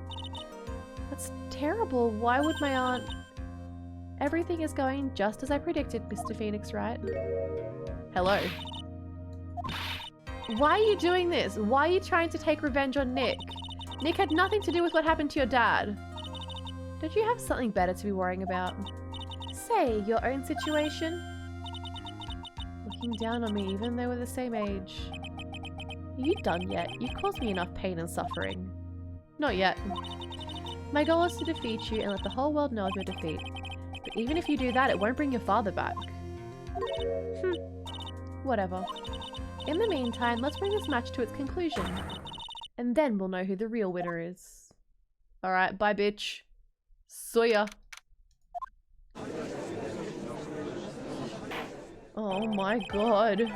Court will now reconvene. Mr. Wright, it's gonna be me. Can you prove Miss Eenie Miney had a motive? Eenie meeny miny mo. Eenie meeny miny motive. Catch a tigger by the totive. Lapzord! How's it going? Did you have a good day today? How's your holiday going? Eenie Miney and Dr. Gray have only one point of connection, and that is the car accident 1 year ago. The motive I'm looking for must be there. Miss Miney, please testify to this court about your car accident last year. Huh? I thought you wanted to ask about my motive. I don't see the point in bringing out the past. Miss Miney, if you please. Your legs are tired. Did you have a big walking day? That was last year in May. Something really bad happened at my sister's clinic around then, and the night of the accident my sister was totally tired while driving.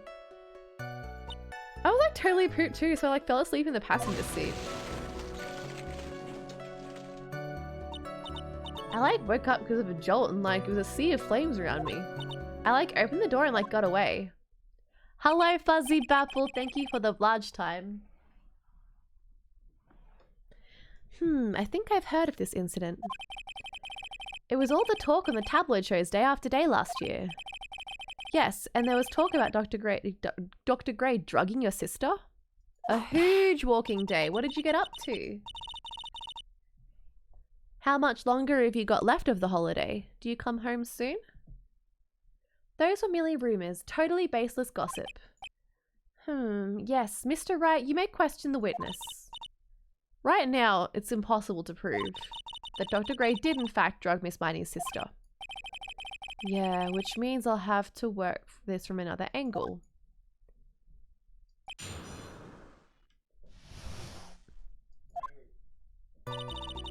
That was like last year in May. Yahoo fuzzy. Yeah, like that was in May too. Like the thing with all the patients dying was like May 2nd. And like our accident was on the 24th. 2 accidents back to back? Did you assume it was just coincidence? My sis was like totally tired, so that's why, duh. You went to Shibuya and bought a heap of vinyl? Fun! You know there's a vinyl shortage right now? Yeah. What was the cause of the mistake? Like, I heard it was because the medicines like got mixed up. Is it the fault of your sister, Mimi Mining? Like, no way! Dr. Gray wanted to blame it on my sis. You kind of knew about the vinyl shortage? Or there's kind of a vinyl shortage? That incident has nothing to do with our murder here. Besides, the police report has already documented that it was entirely Mimi Miney's fault. Which means as far as the real facts are concerned, Mimi Miney was the only one who made the mistake. But like, it really wasn't my sis. I can't believe Adele ruined vinyls for everyone. She was totally tired? You mean exhausted?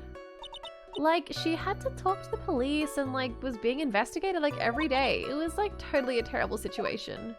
It's no wonder then that the car accident happened, huh? So then, why didn't you ask to switch places? Huh? Like, what are you talking about?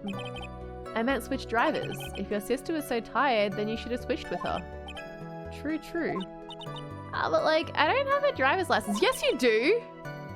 You do have a license! This is news to me. I was not aware you didn't have your license. You do have a license. I've literally got it in my possession.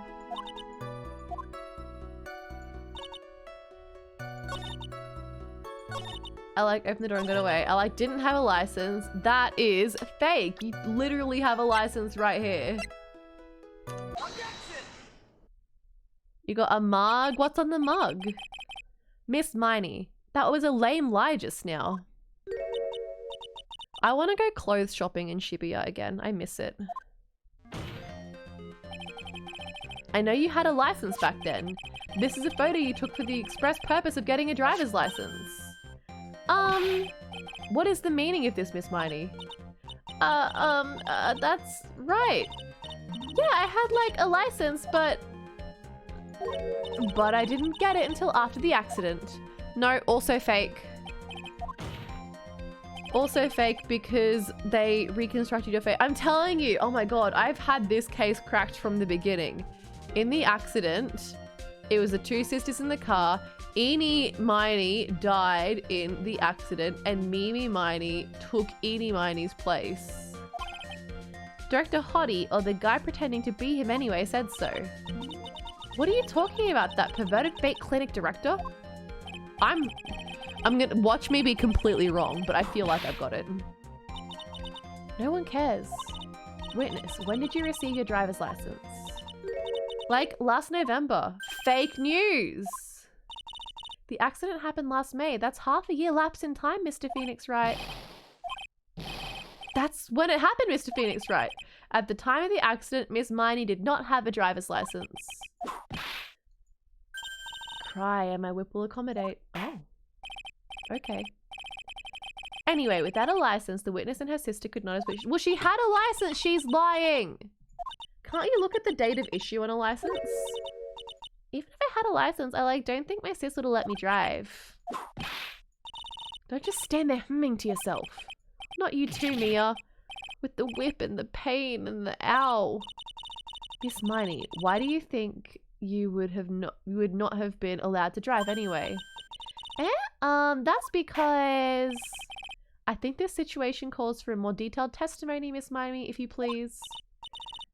Like, how annoying. Oops, sorry. Didn't mean to be mean. I wouldn't be allowed. Around that time, I was getting really close to getting my license. My sis was this totally big fan of cars and really valued them. She'd just gotten this really shiny bright red sports car. She would say things like, "No way am I letting a noob drive my car." So that's why I ended up in the passenger seat. I see. A bright red car for sports. Now then, the defense may question the witness.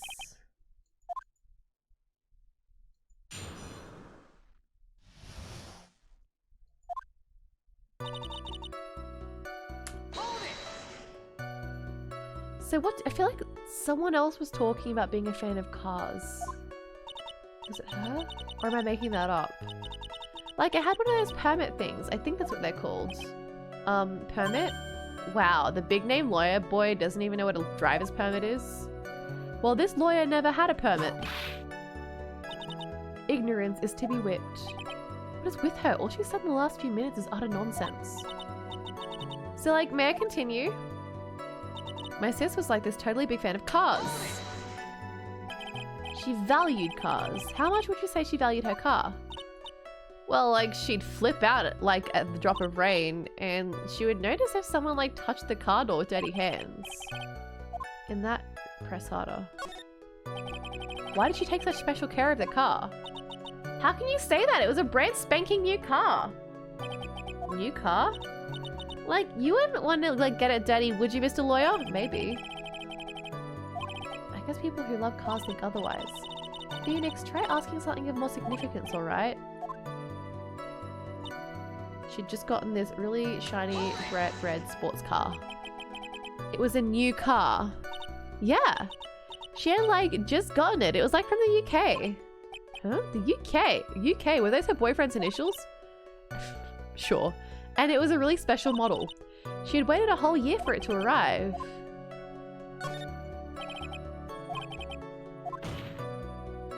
Your Honor, please have the witness append what she just said to her testimony.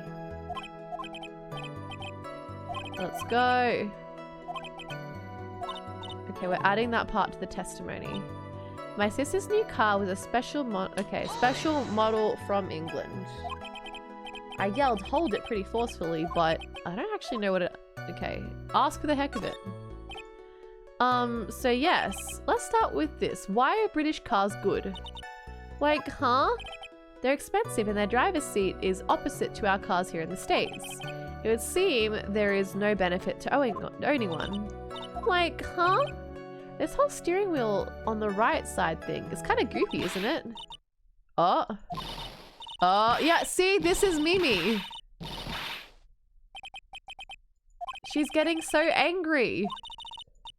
It's interesting, isn't it, Phoenix? Bit by bit, we're beginning to see the real contradiction behind this case. She would say things like, "No way am I letting a noob drive this car." Was your sister good at driving? She was like totally awesome. She like said she was going to be like the racing queen of the nursing world. Somehow I think she bumped my question off track again. So that's why I ended up in the passenger seat that night too. And that was when the accident occurred, correct?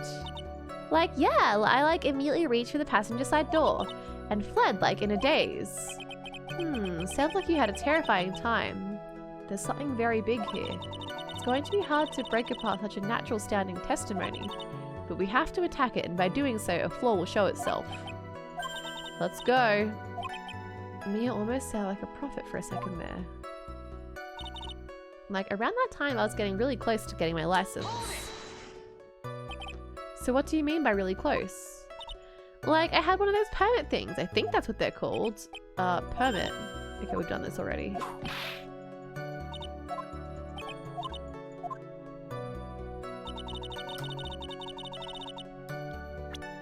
Alright, let's see what we've got.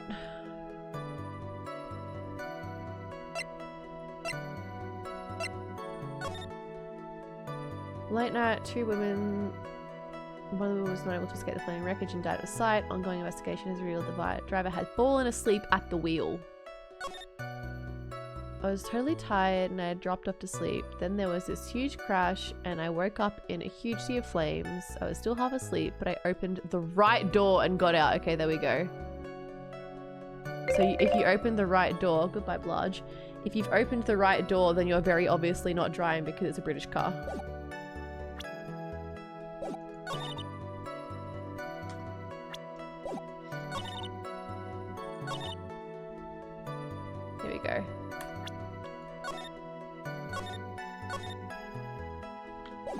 But you couldn't have ended in the passenger seat because you opened the right door, which is the driving door. Oopsies, that's not right.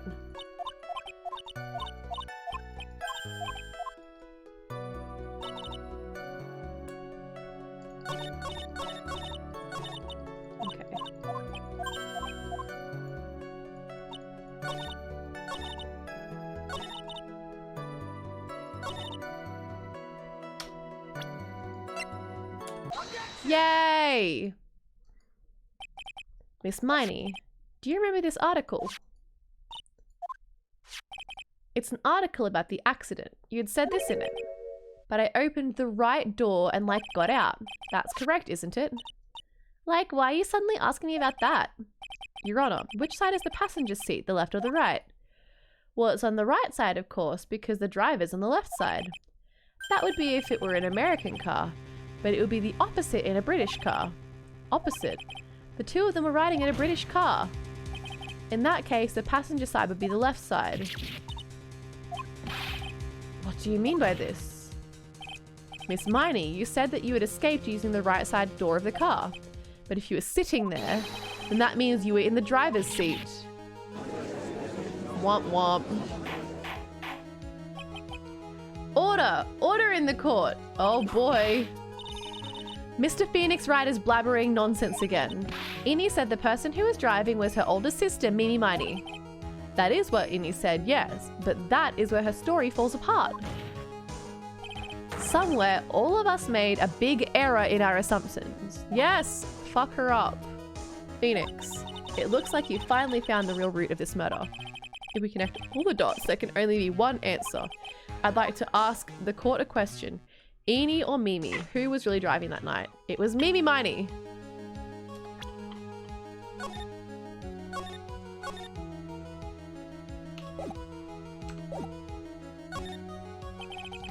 The answer is the one person who had her driver's license, Mimi Miney. After all, that makes her the only person who could legally drive. But you just said the witness, Miss Innie Miney, was the one in the driver's seat, which leads us to the next question. The next question. Umeru, hello. I care you. Thank you very much. I'm glad I'm back too. It's good to be back. It was very nice having a little break. Even though I wasn't doing much breaking on the break, I was working very hard on some things, but I'm very happy to be back streaming again. Umeru, I have to let you know that I have galaxy brained, and I think we're approaching the end of this case in Ace Attorney, and I think I have guessed it correctly. I think I worked out what happened. See, she says her name is Innie Miney, but I think it's her sister Mimi Miney. What sort of idiotic ruse is this, Mr. Phoenix Wright? This witness's name is... I'll tell you what her name really is. This witness's real name is... Mimi Miney. Thank you, Umeru. I'm maybe a little bit smart sometimes. Objection! I have one brain cell and I've used it to work this out. Of all the foolish dribble. Then, how do you explain her appearance? Oh no, we are gonna have to call old maid in. So for the purpose of facial reconstruction, the surgeons used a picture. Facial reconstruction surgery? This is the picture she gave her doctors at the time. That's right. It's a picture of her younger sister. But Mimi Miney, she died in the car accident. That's what everyone thought. However, that was not the case. Then the body they found at the crash site. That was the body of the real Innie Miney. Yeah. Isn't that right, Miss Mimi Miney? Eenie, Mimi, Miney, Mo.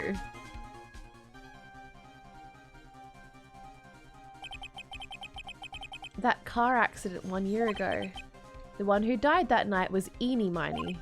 Her sister Mimi then stole her face and was reborn as Innie.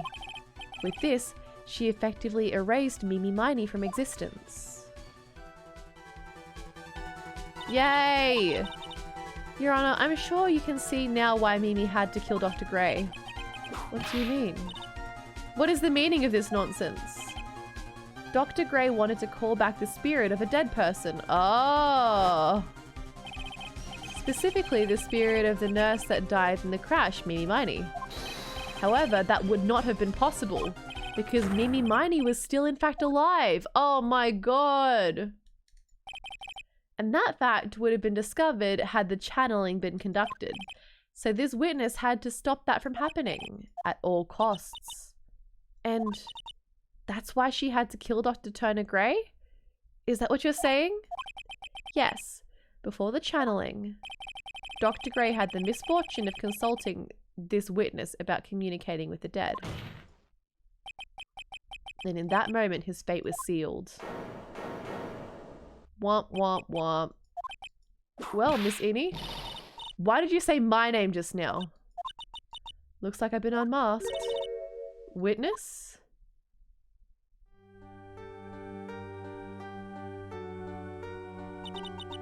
That's right, I admit it. My real name is Mimi Miney. That quack doctor, he got what he deserved in the end. And I was so close to finally ditching Mimi too. So close. But why? Why would you go so far as to throw away yourself? To become your own sister? I think I understand why.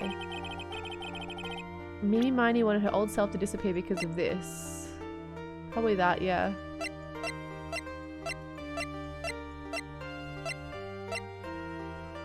Yeah.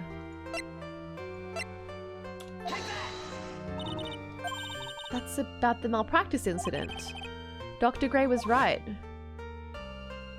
The mistake was caused by the nurse. A nurse by the name of Mimi Miney. That's right, the person standing before us today. And a few weeks after this mishap, did she kill Innie on purpose? Mimi Miney had a car accident in which she lost her younger sister. The timing couldn't have been worse. 14 patients dying in that accident and her own sister's life extinguished. It was all too much to bear. Yeah, that would be sad. I found a way for my... But she's also, like, murdered, so I wouldn't put it past her. She lost everything in the flames of that accident. Her sister and even her own face. This was her last chance. Okay, no, it wasn't on purpose. Her chance to throw away her past and start a new life as her sister.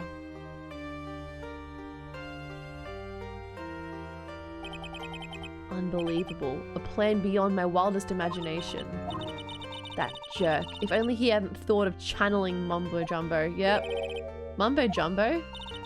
Becoming Innie has been the most horrible experience in the world. Spirit channeling the occult? I hate it all. Oh. I believe there are still a few unsolved riddles here, such as why did Miss Miney choose to go with such a complicated plan, and why did Miss Morgan Fay agree to help her execute it? Regardless, I believe one thing has been made crystal clear. The innocence of the defendant, Maya Fay. This is preposterous. I'm perfect. I love her confidence. I wish I had an ounce of her confidence. I'm going to enjoy the news tonight, Ms. Von Karma. How about you? It's going to be broadcast all over the world, right? Your defeat, that is. Oh. Oh. Hello? And one more for good measure. Phoenix found dead in Miami. This court is a fraud, a sham. Now then, it looks like it will be some time before Mr. Wright regains consciousness. So I will go ahead and pronounce the verdict. Yay! I did it.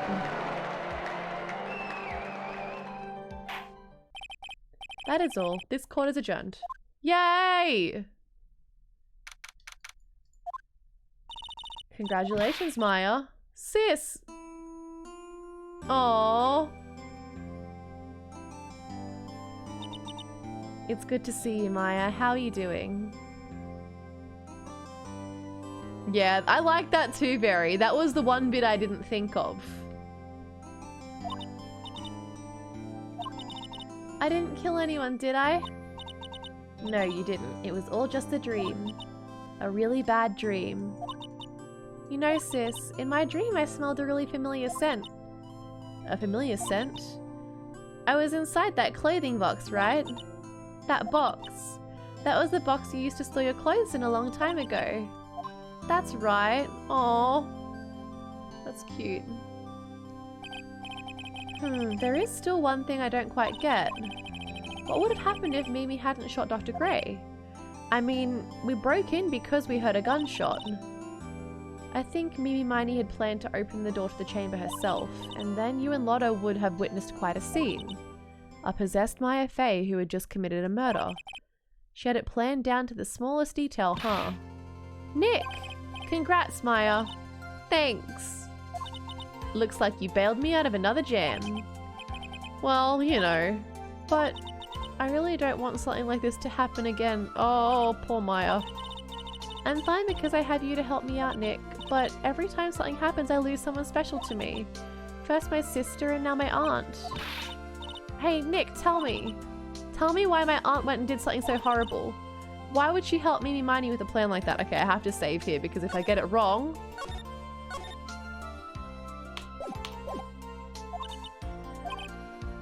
It's over. Why don't we just let it be? Please, I need an answer. The reason Morgan helped me with her plan was...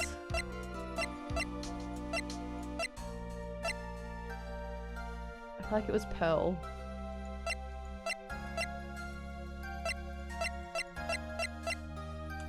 Oh, this one might be weird. Maybe it's this.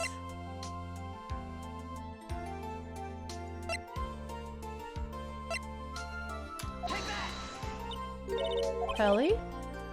4 years from now, a new master will be born into Kurain Village, and that person will be you, Maya. But if you weren't there, then the main family's bloodline would disappear, and what would happen then? The Branch family, my aunt. No, Morgan's spiritual power is too weak. The next person would be Pearl's. Everything was done for her sake. It was also that Pearl's would become the next master. Yeah, I can see that. Did Maya say something just now? I think she was saying I thought so. Aww.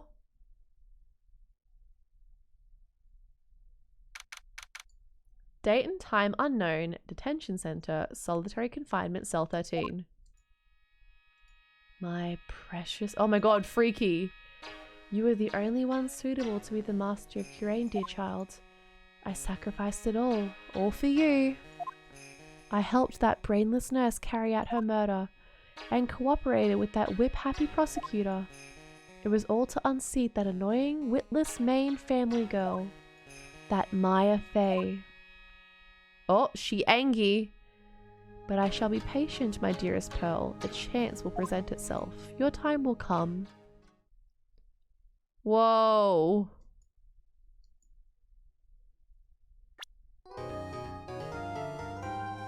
Turnabout Big Top, that sounds fun.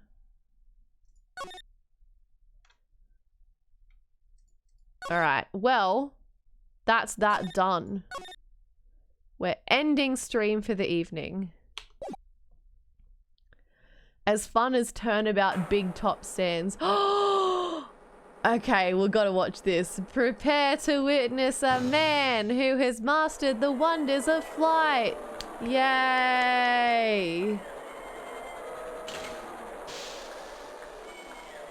I don't think... Who is that? The world's greatest magician, the one, the only. He's fun! Yes! Fuck it up!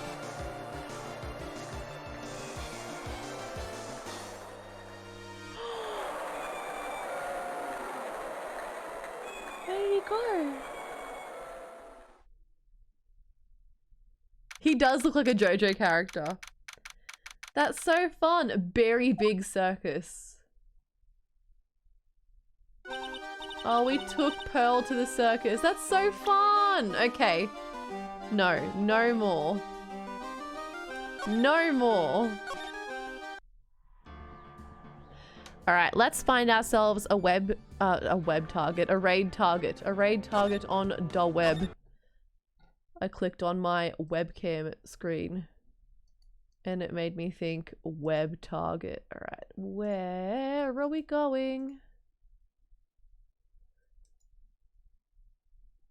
I think we're going to become the, I think we're Pearl's new dad. I think that's what's going on here. I think we're a father now. All right, we are raiding in to Haru on this fine evening. Thank you everybody for coming to hang out tonight. It was fun. We'll be streaming on Sunday, and because it's the first Sunday of the month, we'll be doing a cheeky little karaoke stream. So come on by and pick some songs for me to sing, and it'll be fun. Yes, copy Very's raid message here, Kate Raid Toot Toot, and give Haru lots and lots of love for me, okay? I hope you all have a fantastic rest of your week. Oh, your 2 A-Muse related homework bits are click on this link and vote for A-Muse. Vote for A-Muse in the music video competition. And also, if you're Brisbane based, come and watch A-Muse perform at the Alien Night Markets this Friday. It's free and it'll be fun. I think that's all. I think that's all the updates I have for you. Okay. Bye everybody. See you on Sunday. I hope you have a fantastic rest of the week. Bye bye. Hooroo. See ya. Ta-ta. Ciao.